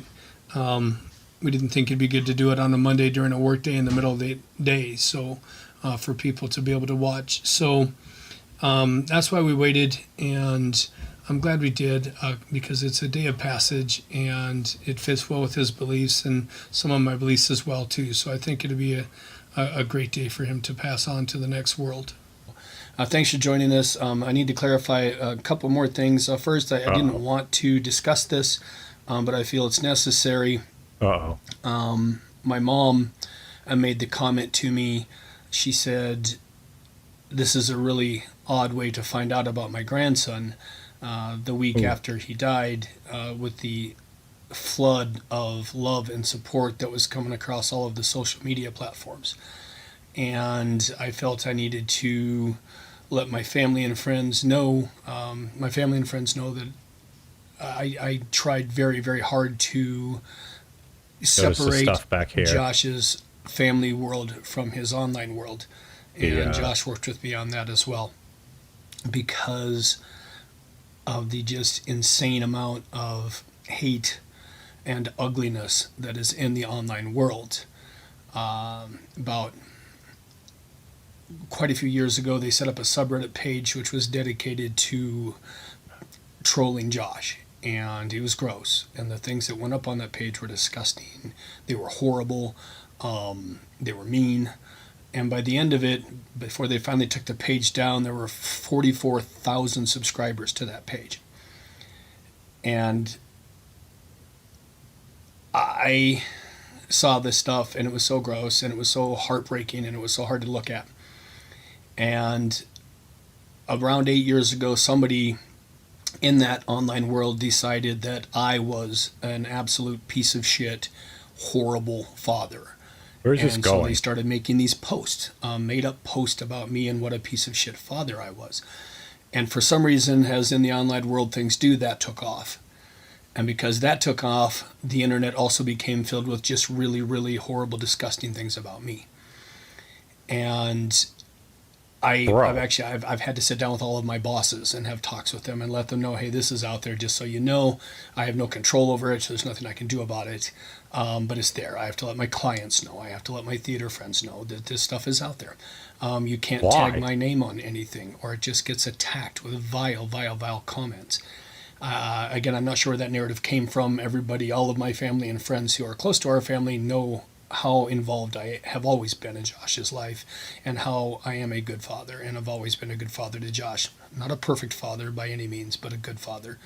And along with some of that ickiness, I mean, it was so gross. They literally they used Photoshop and AI to create pornographic images of Josh and I having sex together. It was horrible. So when my friends would learn about Josh and they'd say, oh, what's his channel? I'll look him up. I would say, do not look him up. Please, for the love of God, do not go searching the internet for Josh, because I didn't want them seeing this stuff. I'm not ashamed of Josh. I'm not ashamed of his YouTube channel. There were certainly some videos he's made over time that shouldn't have been made, and we had long talks about that. But clearly it wasn't that. And I didn't want my family and my friends seeing all of that gross stuff to start it. And I also didn't want my family and friends involved in that online world, because I didn't want them to become targets the way I had become a target.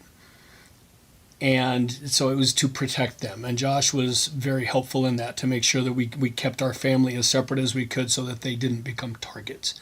When do we get to the celebration part? Gross. Anybody who was nice to Josh became a target. I know several people in the online world who've had to change their phone numbers and change their emails because they were harassed so much just for being nice to Josh.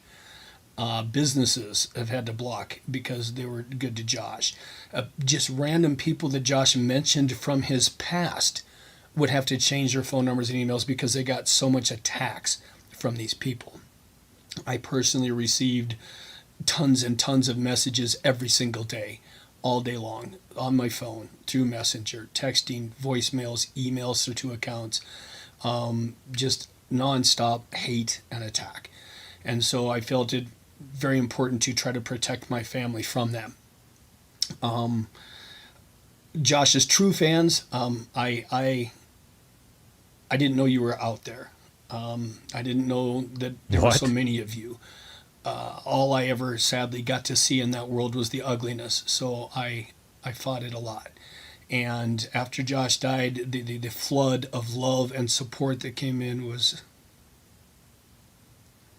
was crazy.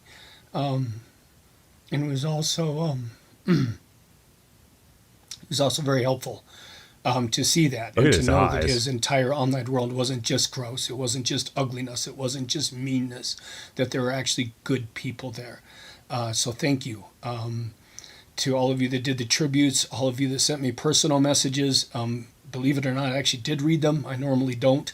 Anything I get from that world is just deleted and blocked immediately. It has been for years because it's always so ugly.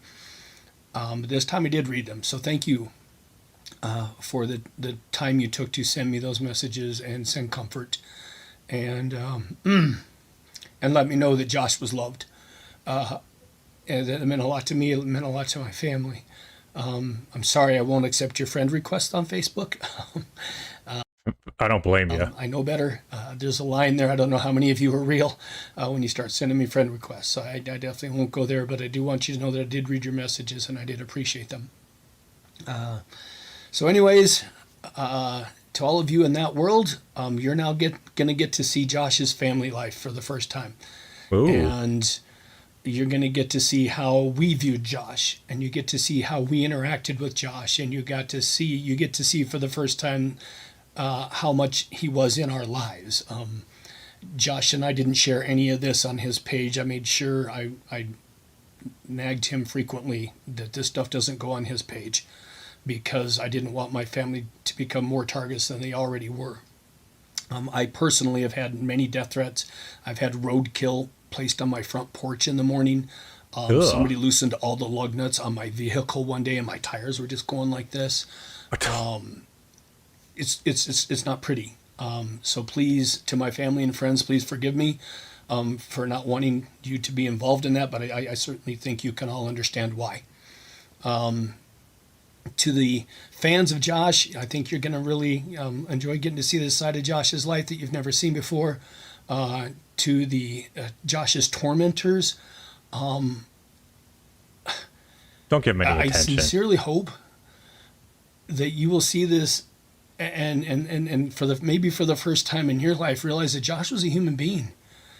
Josh had a family. He was a son and a grandson and a great-grandson, and he was a nephew, and he was a cousin, and he was loved, and he was a human being.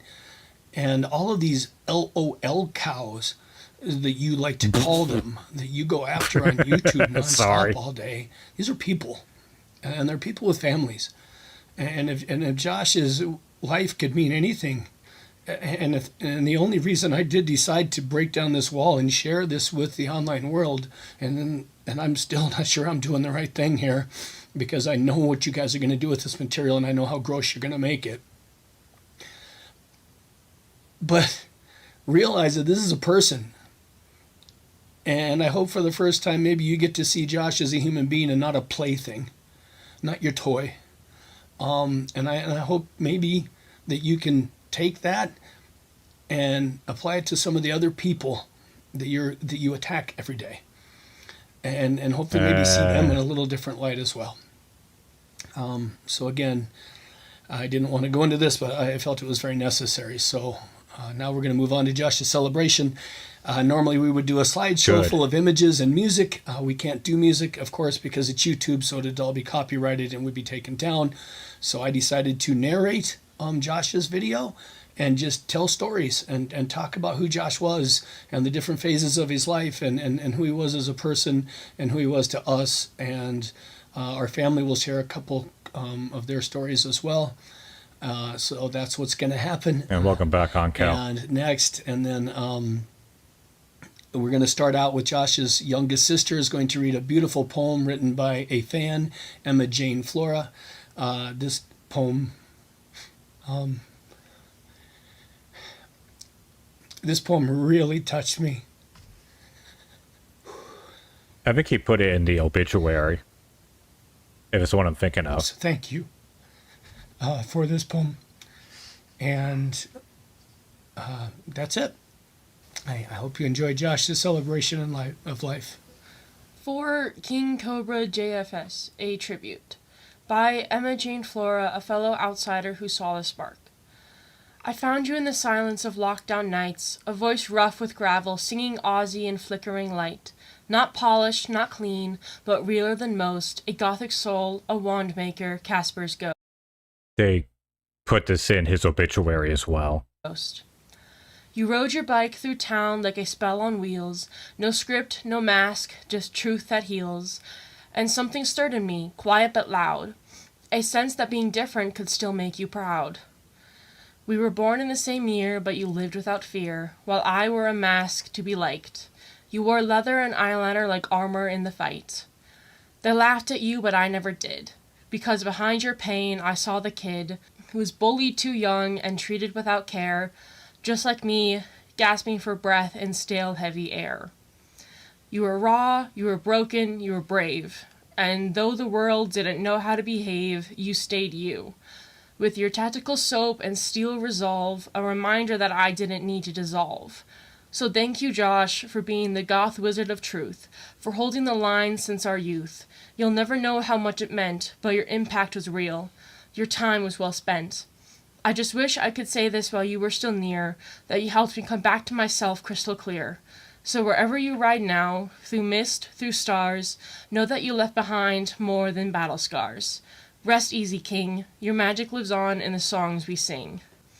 Stay strong, stay weird, and never stop being unapologetically you, even in death. We'll meet at Cobra's Cantina, and we'll have a drink with Ozzy. That's what's up. I used this photo in Josh's obituary, and I just wanted to thank the person who took it. I don't know where it came from. It was something Josh sent me via text many years ago, but I just love this photograph of Josh. And that is a pretty cool I put it in photo. the software and did the dispersion brush and made it like it is. But I just love this photo and wanted to thank whoever took it.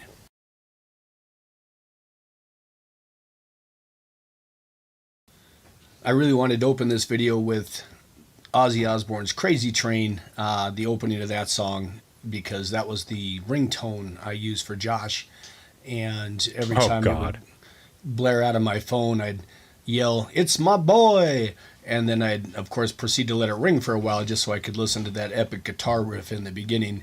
But sadly, that's copyrighted, so we can't use any music in the video. Ozzy was the first concert I took Josh to, and Josh just fell in love with Ozzy and fell in love with his music. That is kind of a goofy became pose an instant fan with the eyes. And then, of course, over the years, just continued to follow Ozzy and love Ozzy and be obsessed with Ozzy, as everybody knows. When Josh was born, it was without a doubt the happiest day of my life. I remember being in the delivery room and seeing him be born and then holding him for the first time and realizing for the first time in my life what true unconditional love really was. And I couldn't wait to be a dad, and I was so excited. He's small. And then Josh had complications, so he ended up in the hospital for a little over a week. And I know it was just a super scary time for us. And that as a parent, you really realize, again, what true love really, really is. I think he might have been a For a few preemie. years during Josh's toddler life, it was just Josh and I, and is he wearing we glasses? did everything together. We were inseparable, and we were the dynamic duo, and we used to spend all day watching Disney movies, and then we go to the gymnastics club. I ran gymnastics clubs at the time, and we just hang out all day with the kids in the gymnastics clubs, and we go home and hang out at night, and it was just the two of us until we met Tanis. And Tanis changed our lives forever. Became Josh's mom, also brought Josh's grandparents and great-grandparents and some more aunts and some more uncles and a lot more cousins, and just made our family a lot bigger and a lot more complete. From the time Josh was little, he was always very unique and different, and we knew at a very young age that he was special needs and was going to need some extra help. And later in life found out that he was diagnosed with Asperger's syndrome, a form of autism. And part of that syndrome, kids with that tend to obsess over things.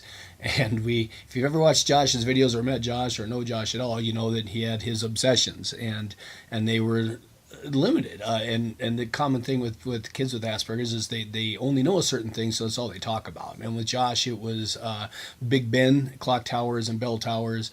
And it was smoking. He was obsessed with smoking pipes, obsessed with smoking cigarettes. Oh, God. He was also obsessed with shotguns, obsessed with Model Ts.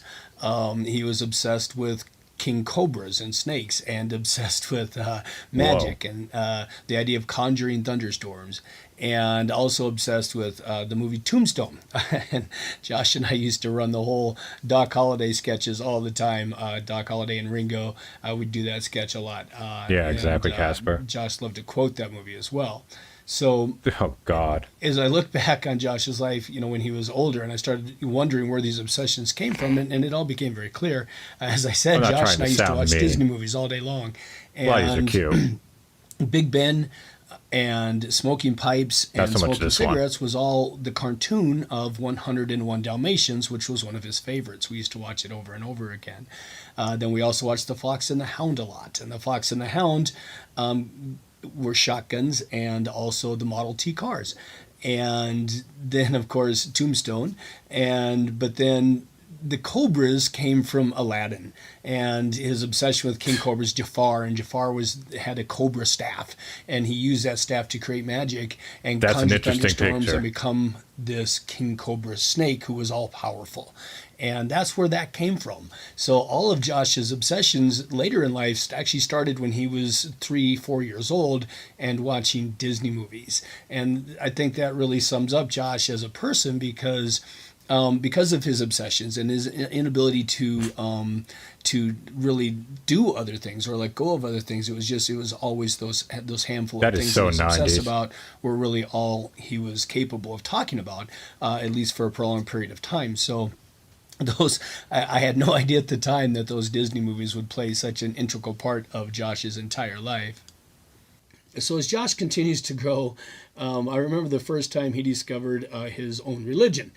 So the word Cobraverse is often used in Josh's online world. That's what they call the people who are involved in this world. But it's actually a term that Josh used when he was young.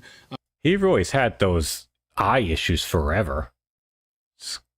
Way before any of the YouTube even started, he wrote a story and he shared it with me, and it was this amazing story, and it was about the Cobraverse. And in the Cobraverse, Cobraton was a god, and Cobraton was of course a Cobra, a king cobra god, and he and his wife created the world and the universe, and they had a son, and they named the son King Cobra. And King Cobra was powerful magic, and he could control the weather, and that's who he was. And it was this great story. And I said, Josh, this is incredible. And he was pretty young when he wrote it. I think 6th grade maybe. And so I was like, this is amazing. This is a great story. Are you going to keep writing? And he says, it's not a story, it's true. I said, well, hold on there, buddy. This is not true. This is something you're writing. And he said, no, but it's true. This is a true story. And this is my religion. And I said, well, Josh, buddy, you can't just invent your own religion. And he said, why not? Jesus did. And that's the way Josh's mind worked. And I'm like, okay, so what about, some theological ideas here? What happens when we die? And I started talking about different theology questions with him. And he said, I haven't figured that out yet. I said, okay, so you recognize that you're figuring it out as you go, right? Yep.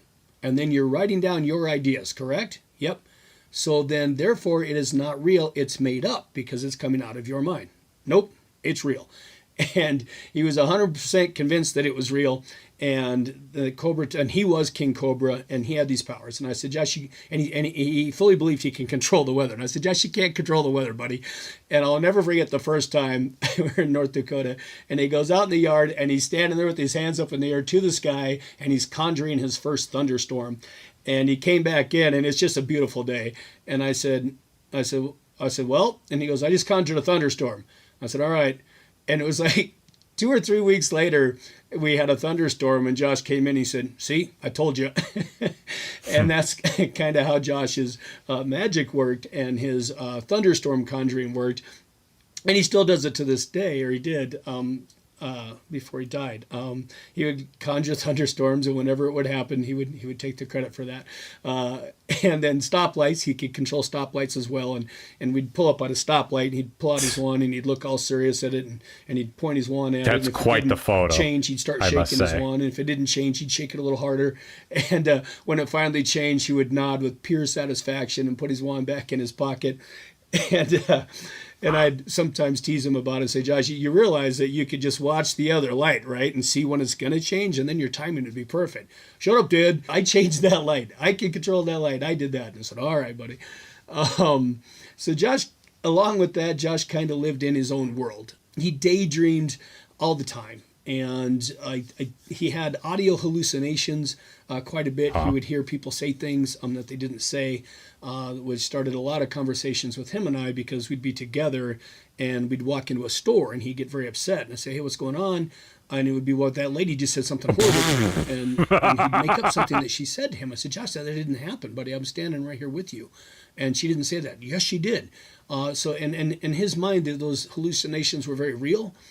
That And is he'd quite hear it the all photo. time. And he's usually people being mean to him. Once in a while, there was good things. I remember one day he said his bike, Josh's bike. Oh my gosh, he loved that bike, and that was the coolest bike in the world. And he would sit on that bike on a street corner downtown and daydream and smoke a pipe. And one time he says, "Yeah, these two hot goth girls drove by." And I heard the one girl say to the other girl, "Wow, check out that sexy hot goth guy riding that really kick-ass bike. That guy is so cool." And again, these were very real things to Josh, and they were very real in his Sorry, head. I'm sitting awkward. And it was this Trying to get daydreaming comfortable with was my actually back. the reason he couldn't get a driver's license, because he would just drift off and he would go into kind of another world. It was very scary with him just out on his bike, to be honest with you. And because he would often just start daydreaming. And he had driver's ed, and the driver's ed teacher said he drove fine, but whenever they'd stop at a stoplight or a stop sign, he would just kind of disappear into another world, and sometimes it would take a while for him to come back out to reality. So that was one of the reasons that he didn't drive. Good Along choice. with the auditory hallucinations and the daydreaming, Josh would also have just spectacular conversations with himself. And he'd quite often get pretty animated. And there'd be several times we'd be riding around in the car and it'd be quiet, and he'd start having a conversation with himself, and it'd be getting louder and louder and more animated. And I'd finally stop and I'd say, "Hey, Josh," and he had completely forgotten I was there, completely forgotten where he was, and he'd just get stiff as a board. And then he'd kind of look at me out of the corner of his eye like, what was I doing? And I'll go, "Who you talking to?" And he'd say, "Myself." And I'd say, you having a good conversation?" "Yeah." So that was always made for some interesting dialogue with Josh. With Oh, God, if he had some Josh recordings also, of those. needed the same routine. He needed the same routine every single day, all the time, which is one of the reasons traveling was so hard on Josh, because he had to have his routine interrupted, and he never did very well with that. If you look at Josh's glasses and these old pictures of him when he was little, Josh, as an adult, picked out almost the exact same pair of glasses, and I didn't understand it when we were getting the glasses, but he just had to have that exact pair. They didn't fit him real well, but he didn't care. It's got to be this pair. It's got to be this pair. And I didn't understand why he was just so insistent on this pair of glasses until I got home and I saw the picture of us together hangs above my dresser. And when I saw that, I went, wait a second, that's the exact same pair of glasses he had when he was 2. And that alone really just sums up who Josh was with his obsessions, which I always found very interesting. From the time he was 2, he's at the age of 34, he still hadn't let that go. A big part of Josh's life was sadly his harassment. I don't know why, but for some reason, people just flocked to him to harass him. Why are we Even as going an over adult, this? And he made himself kind of scary looking, and I think he did that as a defense mechanism, hoping that people would leave him alone. But he was also a big guy. Whenever we got in public, not even exaggerating, we were at a grocery store and little kids would harass him. They'd just walk up to him and start teasing him. It was so strange. And everywhere we went, this happened. What? And it was that way his whole life, from the time he was a small child. When he was in 5th grade, the harassment became so bad that his teacher asked me to come in and talk to the class to explain to them that Josh was a little different and who he was, and try to get them to be nice to him. The bus driver, our driveway was the bus stop for a while there, and the bus driver stopped and got out of the bus and he said, "These kids will not leave him alone." And it started with one kid, and then pretty soon it was 3 kids, and now literally there's like 10, 15 kids on that bus who just harass him the entire bus trip. And he said, "I can't control it because I'm trying to ride the bus, but I wanted to make you aware." And I actually had to go to the principal and tell the principal either he was going to ride that bus or I was, because this was going to stop. And the principal finally rode the bus and got things under control. But the reason I shared that story is because that was Josh's life. It was just so horrible, and it was all the time. It just never ended. As an adult, we were one of the last times we flew with Josh. We were at the airport, which is always very stressful for Josh anyway. And he comes out of the bathroom, and there's a guy talking to him. And I thought it must have been a fan or somebody that recognized him, so I gave him space. And then as I walked up toward the end, I realized the guy was being a jerk. And when I walked up, he walked off. And I asked Josh what that was about. And apparently the guy just randomly started attacking Josh about what he was wearing. Just harassing him and being extremely rude about the clothes he had on. And it's just, as a parent, to watch your child go through that all day, every day of his life and you can't stop it and you can't control it, is absolutely heartbreaking. You never feel so alone and so helpless in that situation. I feel like there's a missing piece here. I'm not trying to victim blame or anything, but like, this sounds kind of insane. I'm not saying he wasn't harassed. Obviously he was. But I don't know.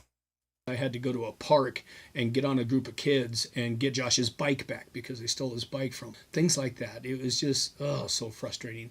Josh bounded into my life when he was 4 years old. I met him and Clint, and we bonded. Boy, Clint Josh looks different. especially bonded to my dog, Ellen, a big It was black named Ellen? Labrador. And he Oh my told God. Clint that Clint could keep me as long as he could keep Ellen. And it was the beginning for us. And what I want to talk about with Josh, Oh, that's cute. that there are 2 things that I don't know if everybody knows about him that I want to emphasize, and that is how amazing Josh was with animals and how much he loved them and how they loved him. I've never met an animal that didn't calm when Josh was near and I can didn't think of one. respond to him or want to meet him. And I never met an animal that he didn't want to care for. Also, Josh's kindness, because that gets lost sometimes. And Josh was a fundamentally kind person at heart. And you can especially see that in his relationships with his extended family. For animals, it started with big dog, big black Labrador, Ellen. And then we had That can't be a another coincidence, Labrador right? named Chocolate. Him with the that other we Ellen got, later. What the hell? Not too long after, we got together, and He looks like the Josh loved irate them. gamer He in a bunch of these enjoyed photos. riding horses and getting to see cats at my parents' house, because we didn't have horses or cats for us, but they had them. And he was natural. Again, he would take care of spiders. For a while, when we were in North Dakota, he had an entire family of spiders that he took care of, and we were not allowed to do anything that would harm the spiders. He one time was bitten by a squirrel that had been hit by a car, and Josh tried to rescue it. It had been run over, and He tried to pick it up, and then the poor thing bit Josh. And Josh did not want us to get mad at that squirrel because it wasn't the squirrel's fault. Two of other animals that Josh got when we were in North Dakota, a dog named Obi, and then another dog named Chance. And Chance and Josh had a special bond. Chance we adopted from the Humane Society, and Chance was kind of a misfit. We loved him, but he was definitely very unique. And Josh had this bond with Chance. In fact, when there's too Chance many got injured, coincidental names. Josh sat Ellen, with me. Chance. This was several years later. He sat with me and Chance in the vet's office, and he held Chance's paw as Chance passed because he wasn't going to let Chance be alone. And then later, he put a Cobra Craft sticker on Chance's ashes that we still have. A story with Obi that sticks out to me. Josh came running inside one day and told me that Obi had begun to mature. He was really coming of age, and I wasn't quite sure what to think about this, so I went out to check on Obi. Well, it turns out Obi was stung by a bee, and his face and head were about twice their normal size. Josh was concerned about that. Another animal story I wanted to share. We had a neighbor in California who had a pretty aggressive dog, more aggressive than I'd ever encountered before, except with Josh. And you could walk by the house and the dog would go crazy until they saw Josh. And then it would just calm. If there is such thing as an animal whisperer for all animals, that was Josh. Josh, of course, loved snakes. Some of the best pictures I ever got of Josh were when he got to have a boa constrictor. He got to hold them. It meant a lot to him. And he enjoyed that. He loved reptiles. He liked going to visit a reptile gardens. He loved Puff, his bearded dragon. Oh, please don't bring up so Puff. So proud of Puff. And when Puff escaped, it was devastating for Josh. And Puff escaped for a very Josh reason. Josh wanted him to have fresh air. And yeah, no, Puff took advantage of that. When it comes to Josh's kindness, you see this in stories of him with animals. Also, Look at that with dog. his grandparents and great-grandparents. Josh was lucky in that all of his grandparents and all but one of his great-grandparents were around for most of his life. And he loved to talk to them. You know, sometimes kids have to, parents push the kids to talk to grandparents, but Josh legitimately enjoyed talking to his grandparents and his great-grandparents and playing games and visiting them. We had wonderful summers sometimes with family members. That's and a going cool photo. swimming and having a barbecue, and you really saw his kindness. He could volunteer sometimes at a senior center. Wow, that's like and closest we ever got people to responded Fat to him Josh. because of that. The last material gift Josh gave me also shows his kindness and his thoughtfulness. He went to great lengths to get me a signed picture of Princess Leia, signed by Carrie Fisher herself, and had it framed. It's up in our house, and it always will be. It was so kind of him to do that. I love you, Josh. I'll never forget when Josh decided to go goth. He said, I'm goth. And I said, Josh, you're not goth, man. He goes, I'm goth. Shut up. You can't tell me what I am. And I said, Josh, buddy, you're like happy all the time, and you're always smiling, and you love to make people laugh. One of Josh's biggest traits was comedy. Josh just loved to make people laugh, and he would do it all the time. From the time he was very, very little, bubblegum wrapper jokes. You know, we'd get him books sometimes for birthdays and that, so that he could, for his silly dad type jokes. And we always teased Josh as he got older. I'd always say, Josh, there's jokes, and then there's dad jokes, and then there's Josh jokes. And Josh would always laugh, and he loved that one. And I said, so Josh, you're always making people laugh. That's like, you're like the opposite of goth, buddy. He goes, nope, I'm goth. And I said, all right, man, you're goth. So then everything went black, and all of his clothes had to become black at that point. But his favorite color, as a small child, his favorite color was actually pink. When he was a little boy, Really? And was in gymnastics and coming to the gym with me all the time. We had our gym shirts, and he would always get the pink ones. He loved the pink. But then as he got older, I think, you know, he of course got teased for that because he was a boy and liked pink. So then he went to green, and so then everything had to be green. And those of you who know Josh, if you've ever been in his place, I mean, he paints everything green. If it wasn't green and black to begin with, it got painted green and black. And it was just one of his obsessions, and everything had to be that way. And then there's Josh's drink combos and food hacks. So Josh has been doing drink combos for as long as I can remember. We've got pictures of him very small with a drink in his hand that looks like nothing that's on the table to drink, because he always found other things to put in his drink. From the time he was just tiny, whenever he'd pour a drink of something, he'd look for something else to put in it. And I know one of my mom's favorite and worst memories was when Josh decided to spruce up her coffee a little bit. And he was looking for something to add to the coffee to make it taste better and do a drink combo. And the only thing close by was dish soap. And so he put dish soap in my mom's coffee. She was didn't enjoy that cup of coffee very much. And the food hacks as well. He was constantly creating food hacks, and they were so awful.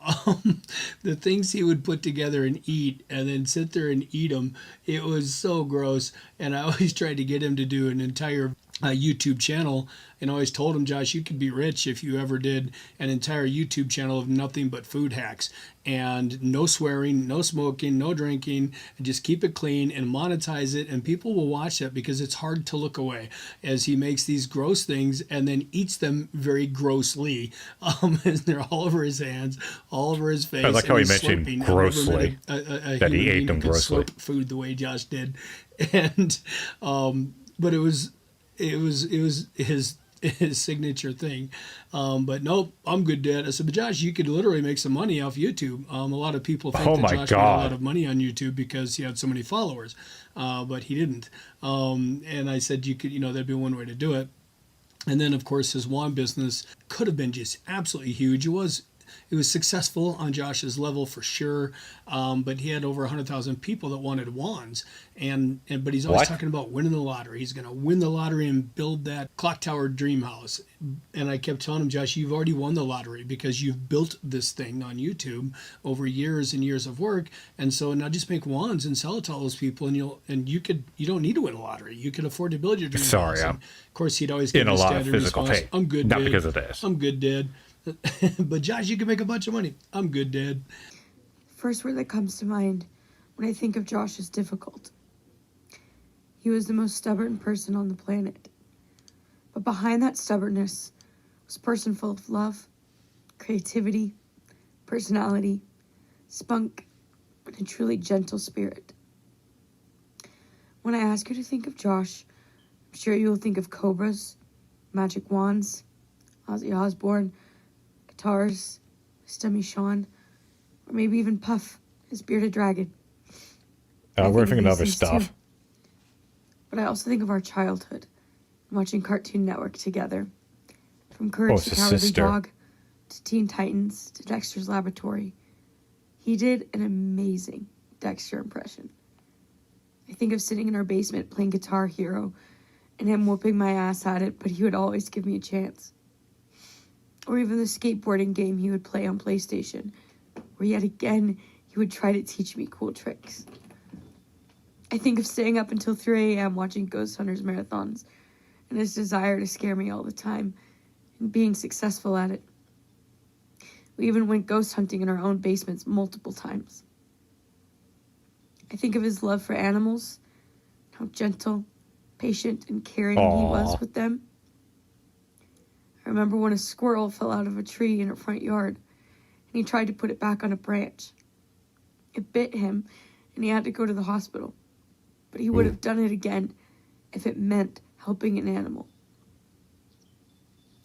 Or a rescue dog, Chance, who's obnoxious in his own ways. But Josh could get through to him. He talked about him until the day he died.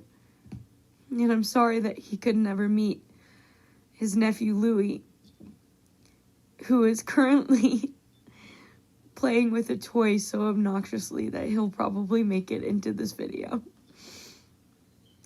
I think of thunderstorms and his belief that he could conjure them. There have been many storms since he passed, and I would like to think it's him telling us he's okay. That he's at peace now.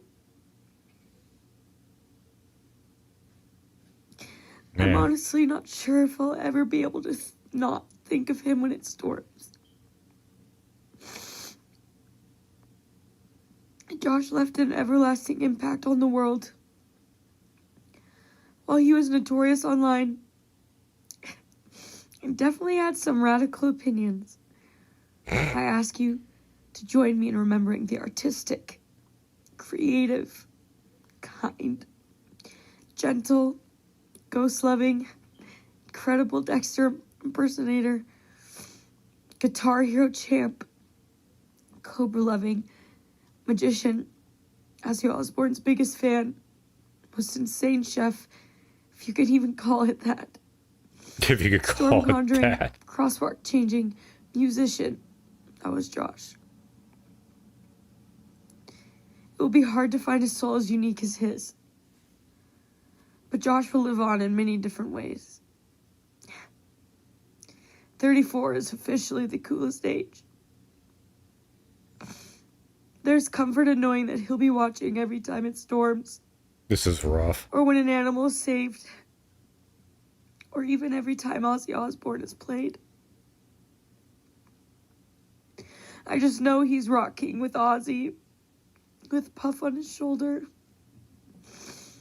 an epic pipe hanging from his mouth, and all of our dogs watching from the crowd. Please give Obi a kiss for me.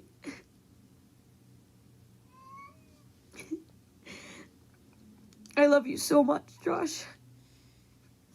And I'm sorry I didn't get to say it enough while you were here. You were a good big brother. And we'll miss you always. Whenever we went anywhere in public, Josh would hold the door for whoever was behind him, which sometimes scared people because Josh, again, kind of had a scary appearance sometimes. And he'd stop and hold the door for the person behind him. And quite often, people paid no attention, would just say thank you. Other times, they'd look a little sheepish, but they'd go through and smile and say thanks. But that's who Josh was. He was very kind.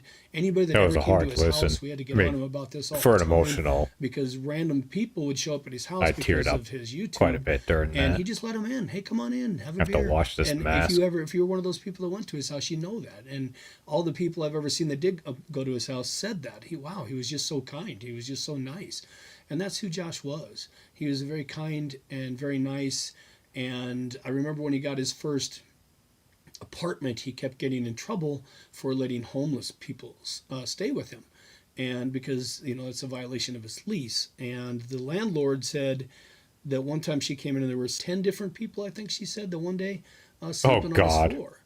And, kept having to have talks with him. And she said, Clint, he's not getting it. Can you please talk to him? And I sat him down and I talked to him and said, bud, you can't do this or you're going to get kicked out of your apartment. And he said, but Dad, it's cold outside. They don't have anywhere to go. And that's who he was as a human. That was the deepest part of who he was. It was that loving, caring person. So when Josh started to become famous, he'd always say, you don't realize how famous I am, Dad. And he was right. Everywhere we went, we ran into fans. everywhere. And it was crazy. The last few times we traveled, and Josh didn't travel with us a lot as he got older, because as he got older, it got harder. Even just going on a Thanksgiving weekend, he'd break down, because it was just any change in his daily routine was just so hard for him. And he had his daily routine, and it had to be the same every day. He got up, he did X, Y, and Z in that order. And oh my gosh, that kid, when he'd take a shower, he'd stand in the shower for at least an hour until he ran out of hot water, and do comedy routines. And so when I'm picking him up for appointments, it was always so frustrating, because I learned I had to tell him that I was picking him up at least an hour earlier than I needed to pick him up, because Josh had no concept of time, no concept of time or numbers. They just didn't make any sense to him. Time and numbers didn't. Money, he had no concept of it. $5, $500. Obviously it was not. just a five, and that really meant nothing to him. Same with time. 5 minutes, 10 minutes, 5 hours didn't mean anything. It was so abstract to him, and he really, really struggled with those things. And he, when I'd pick him up, Josh, I'm going to be there in 5 minutes. Be ready. I show up. Oh, hey, Dad. I said, you ready? No, I'm just getting in the shower. Dude, you don't have time to take a shower. We got to go now. But whenever you pressure Josh, especially with hurrying, he would totally break down. And then it was be what he would call, not me, he would call it one of my autistic fits. And because he would just have a breakdown, and then I'd have to calm him down and have to get him back on track. Trick, run, pass, so repeat. I learned the hard way many, many, many years ago not to push him in terms of time, but it was always so hard, especially when we're running late. So I just started telling him, if I had to pick him up at 2:30, I'd tell him 1:30, and I'd show up at his house an hour early, knowing that he was about to get in the shower and do a 1 hour comedy routine as I sat in his living room listening to him. And he cracked himself up in his comedy routines quite a bit, which was always great. So that's what he did, and that routine was tough. And when we got out of their routine, it was really, really hard on him. So he didn't travel with us a lot. But the last couple times we traveled, every single gas station we stopped at, every single restaurant, people would recognize him. And they'd come up and want to do selfies with him, which he, of course, always did. And he'd never say anything. He would just turn around after doing a selfie with somebody, and he'd look at me with a big old shit-eating grin on his face, and he'd give me his horns up signs with his hands and bob his head up and down as if to say, told you. And even in the airport, the last time we flew, several people recognized him in the airport. You could see him pointing and talking, and then they'd finally come over and ask him if they could take a picture. And Josh always would, of course, because he just. I'm a very routine-based person, but I don't break down if it gets broken. Leads me to Josh's biggest passion, which was music. And from the time Josh was I love the NES. He loved down music. there. He'd go up and he'd climb up on Grandma's piano bench and start playing the piano, banging on it, of course. He's a toddler. But even the banging wasn't like what I'd seen most toddlers do when they'd bang. It actually didn't, it sounded okay. And we'd let him do it. And then he got into guitars, and he had a harp, tried violin. And he just a real passion for music and loved music. But Josh had a serious learning disorder. And learning for him was really, really, really hard. So he would get very frustrated very easily, which is also very common with with him as a person and the type of autism he had. And so learning was such a frustrating thing for him.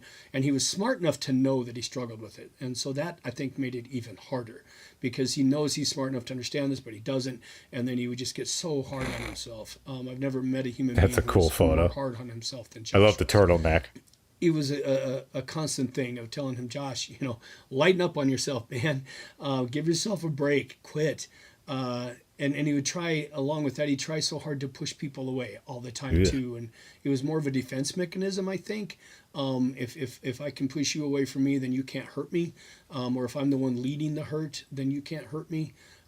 Which is so sad to watch. And he did it his whole life. And that's one of the reasons he and I were so close, because he tried over and over to push me away as well. And there's no way I was going anywhere. And he'd push and push and push, and he'd be out of my life for a couple days, and then he'd come back and I'm so sorry, Dad. I thank you for never giving up on me type of stuff. That's an interesting photo. Which, of course, I'm never going to give up on him. But anyways,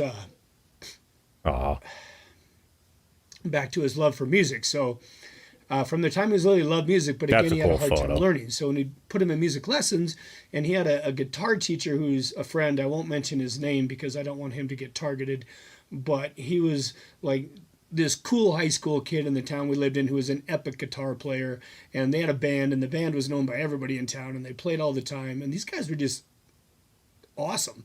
And it became Josh's dream at that point. He was going to be a rock star, and that was his dream.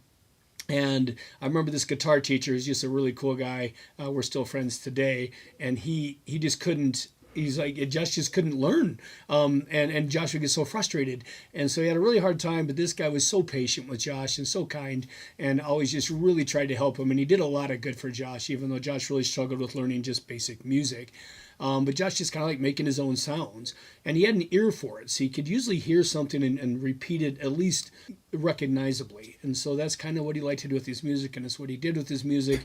Love the little and as sister with everything there. in life with Josh, he just did his own thing. And he was who he was. And that's what he did. But his goal is to be a rock star. And I remember, when he was little, we've always talked in our family, I don't care what it is you want to be, you can be it. Whatever you want to do in life, go do it. And don't let anything stop you. Never give up. Chase your dreams. Chase your passions. And Josh wanted to be a rock star. So I'm like, all right, buddy, let's do this thing. And I'd, talk to him about what that path was, how to become a rock star. What do you got to do? And he didn't want to do any of that. And I'd be like, well, Josh, if you want to be a rock star, you're going to have to do this, kind of follow the steps here.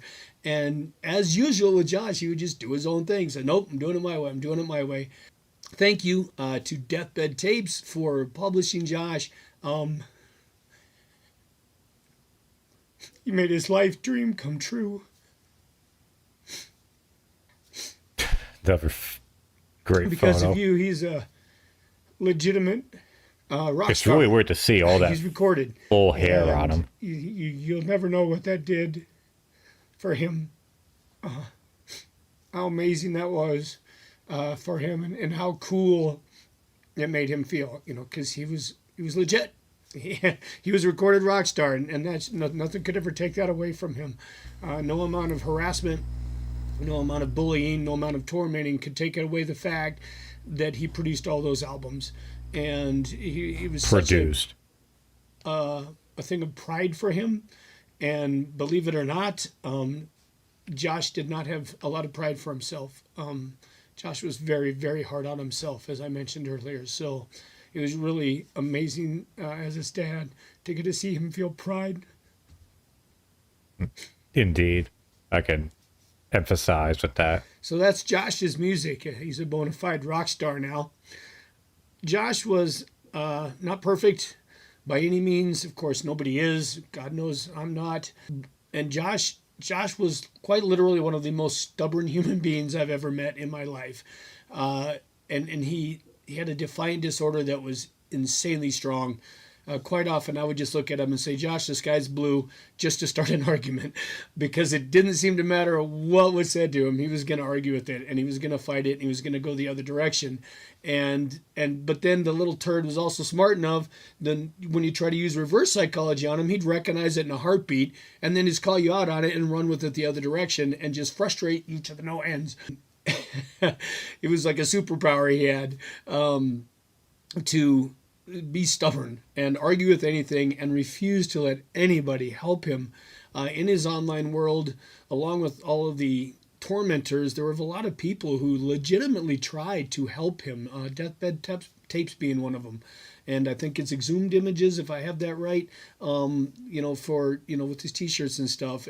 But that was tough. Josh would not let people help him. I tried so hard to help him with his YouTube channel. I have a lot of video editing experience and photography, and I wanted to help him.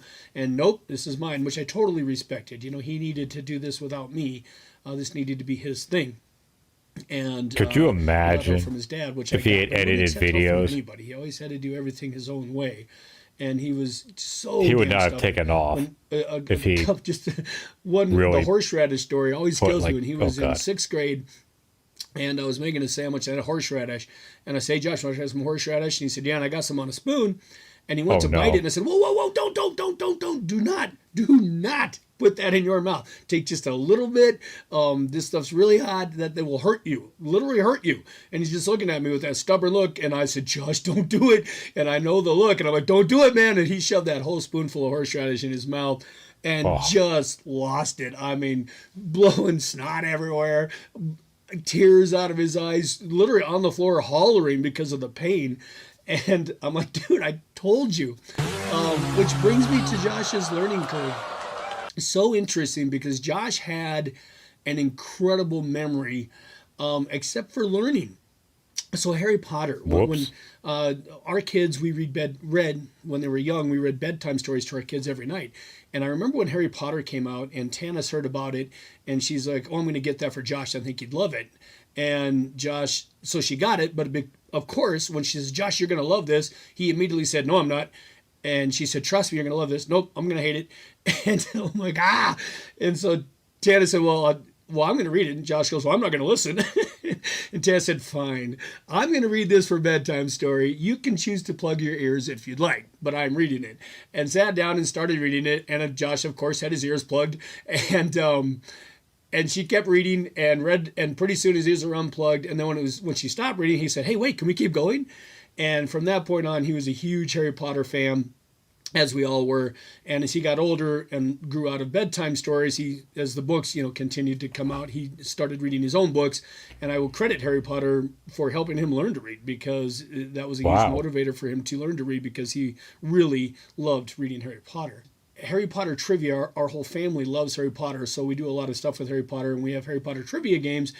And it's not really a game because all of us know pretty much all the answers. I bought all the book. But on game night, and then Josh was always my kids in and out nothing of to game do with night. them, unfortunately. Sometimes he'd come, sometimes he wouldn't. But he always... But I have some of the every games he Harry struggled Potter with, so it book. made him feel stupid, so he wouldn't want to play, which I totally get. But that one he would play, but he wouldn't play. I'll just watch. All right, man, you sure? Yep, I'll just watch. And we'd have teams. And if there was an answer nobody could get, and it would happen sometimes, and he'd sit there and he'd get his little Josh chuckle going, and I say, what? And he'd give us the answer, and he'd sit, and he knew all of it. He could remember all of it.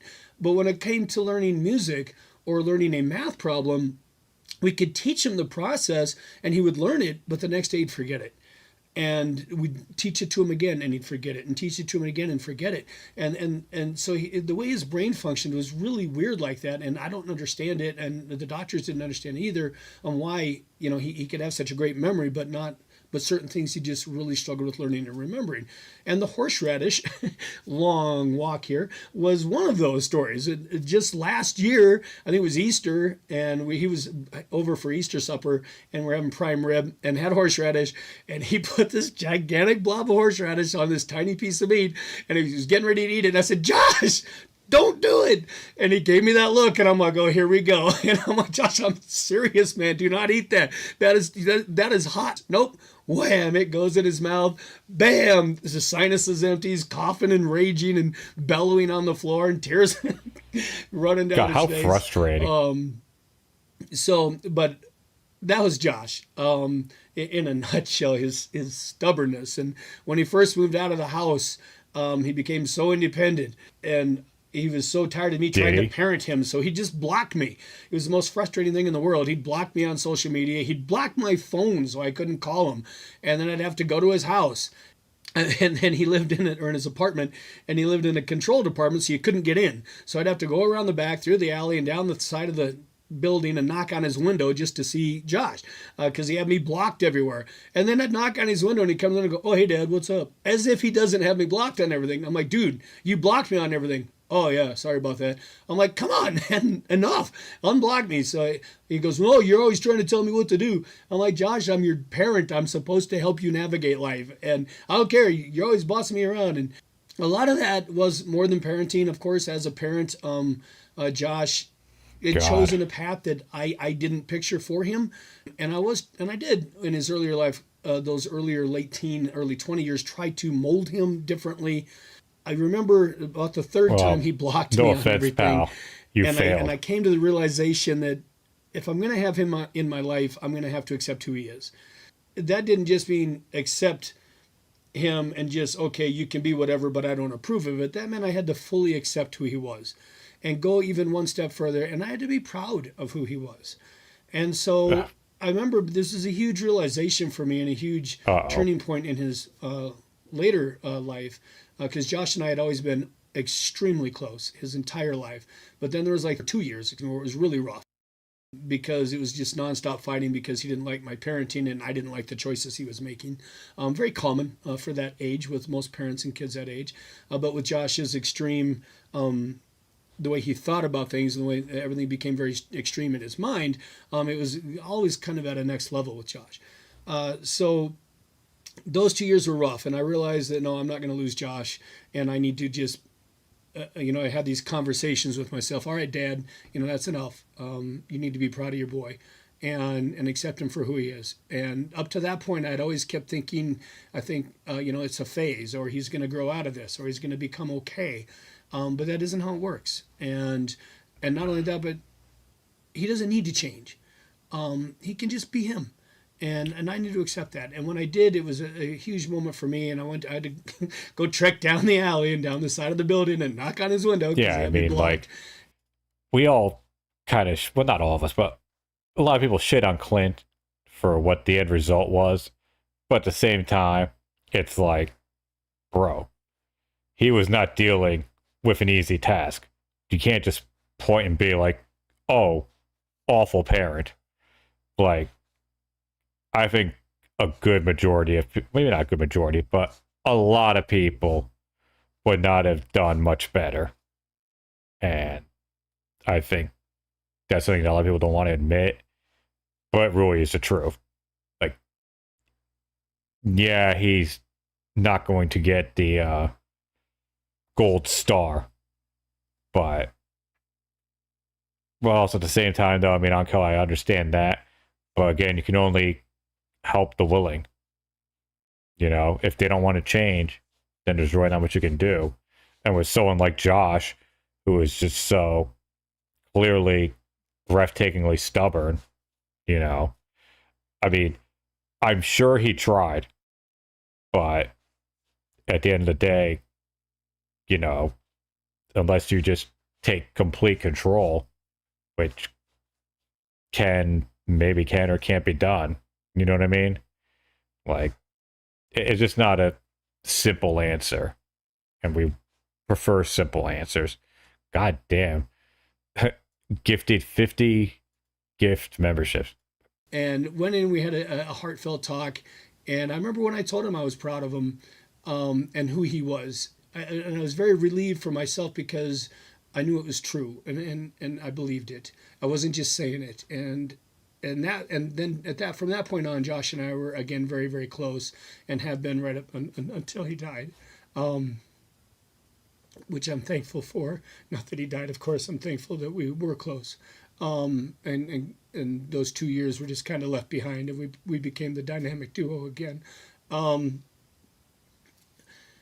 So that was Josh. Josh's stubbornness. Josh was literally the most unique human being I've ever met. He truly marched to the beat of his own drum and did so unapologetically. You know what I mean. Despite nonstop judgment, harassment, and the abuse he lived with. I sincerely wish that I could have the courage to be so true to myself without fear of judgment. And I told him this every day that I saw him. Josh, that's an interesting photo to include. I don't know another human being who could deal with the harassment you deal with on a daily basis and be okay in any way, shape, or form. The nonstop abuse and to just still have a smile on your face of any kind was amazing to me. And he was such a strong person. And I think as a parent of a child with special needs, and I think most parents with children with special needs would say the same thing, I learned way more from Josh than I ever taught him. Because I learned about life, and I learned about people, and I learned about acceptance, and I learned about tolerance, and I learned about patience, and I learned about all of this because I have such a unique, wonderful, beautiful boy.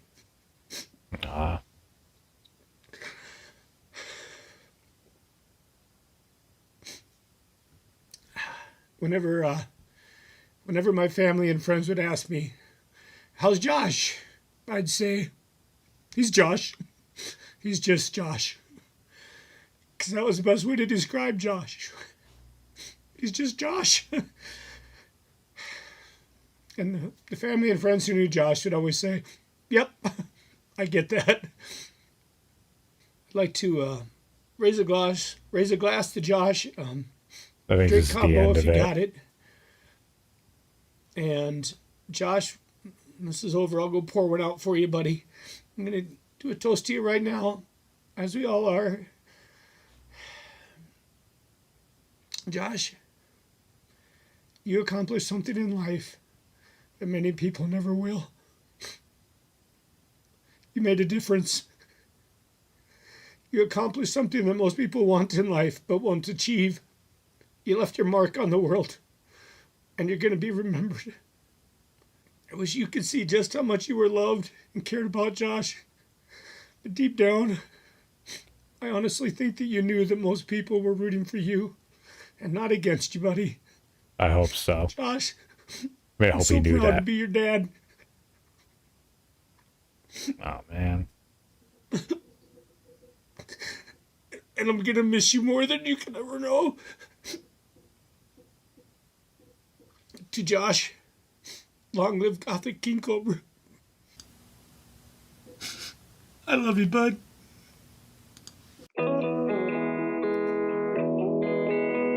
I'm guessing that's it.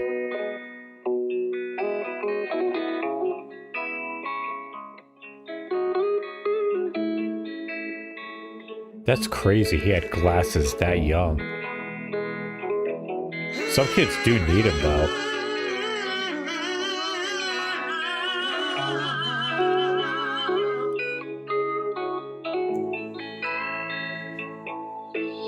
Say goodbye to love, say goodbye to life. Oh. Say goodbye to all the good times, say goodbye to all the good memories. Time and memories fade like smoke. I mean, look, I get the sentiment, but good lord. Time slipping away like a cigarette in the ashtray. Burning out and fade away.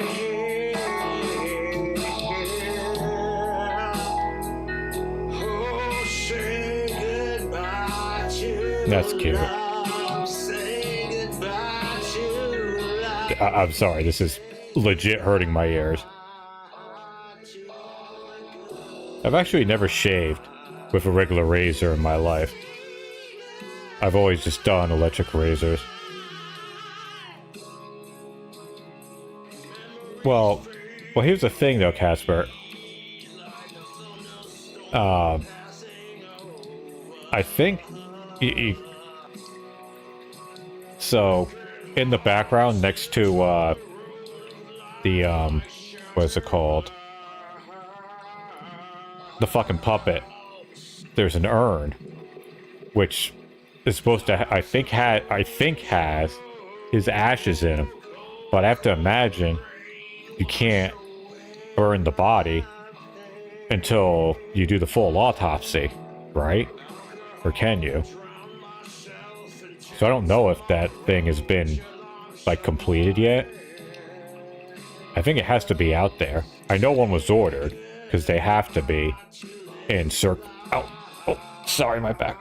But it has to be ordered in circumstances when you just find someone dead.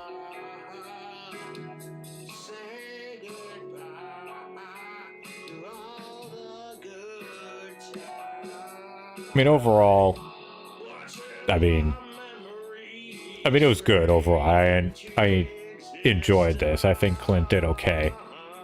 But I do think he focused a little too much on the negativity. I mean, look, you can't talk about Josh, especially from his perspective, and not talk a little bit about the shit that he went through growing up. But I still feel like he gave it a bit too much attention, especially early on. Like those first 5 minutes or so, I was like, bro, what are you doing? Like, why are you...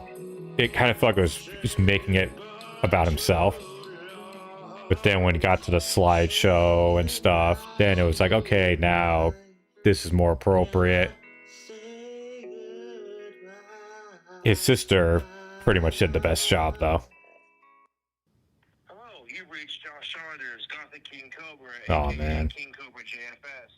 I can't come to the phone right now because I'm busy kicking ass at life and being a badass. If you leave your name and number, I'll get back to you as soon as I can. If you're one of my trolls, get a life, losers. If you're one of my fans, thank you for the support. If you're friends, family, or anyone else, I'll get back to you ASAP. Thank you, and have an awesome day.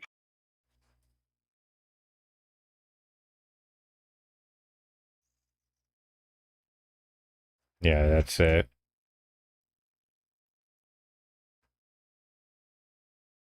Yeah, I'm pretty sure that urn is his ashes.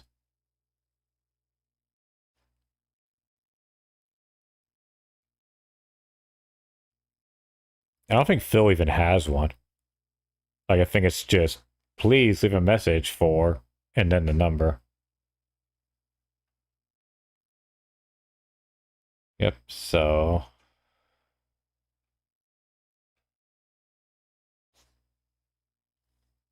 Man, that was... You know, that was rough. I mean, not rough bad, but, you know, emotional. I think Clint did an okay job. Pretty good job. I mean, the photos were really the best part of it, and some of the stories, and also, especially the sister.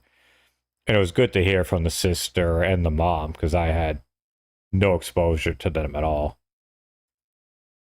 But I do hope we do find out soon what the cause of death was. Just for closure, if nothing else. I really hope that there's any news. If there is, I'm not aware of it. I would have to think that, because I know it has to be released, or they're going to release it. And I figure there's enough people on like the farms or wherever that are going to, or are actively following it. And then once they find out, it'll trickle through, you know, the usual places. But yeah, and that was a kind of a tough watch. My heart goes out to Clint. I mean, like we said, he could have done better, but at the same time, it's like he was fighting a hard battle, which I think a lot of people don't understand. Cause of death meat. I mean, it could be so many things. I honestly hope that it's not Jessica, like the stuff that she sent him. I really hope that it doesn't come out that that's what it was. Because then, like, I don't know. Like, that's just going to start such a shitstorm. And just to end up dying because you needed to get laid, like, that just, ugh. Like, that's going to be a real tough one. Someone Kiwi Farmer says C samples was too small.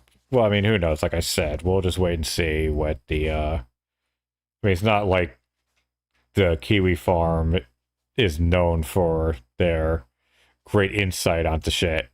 So, you know, we'll see. It is what it is, Tubes.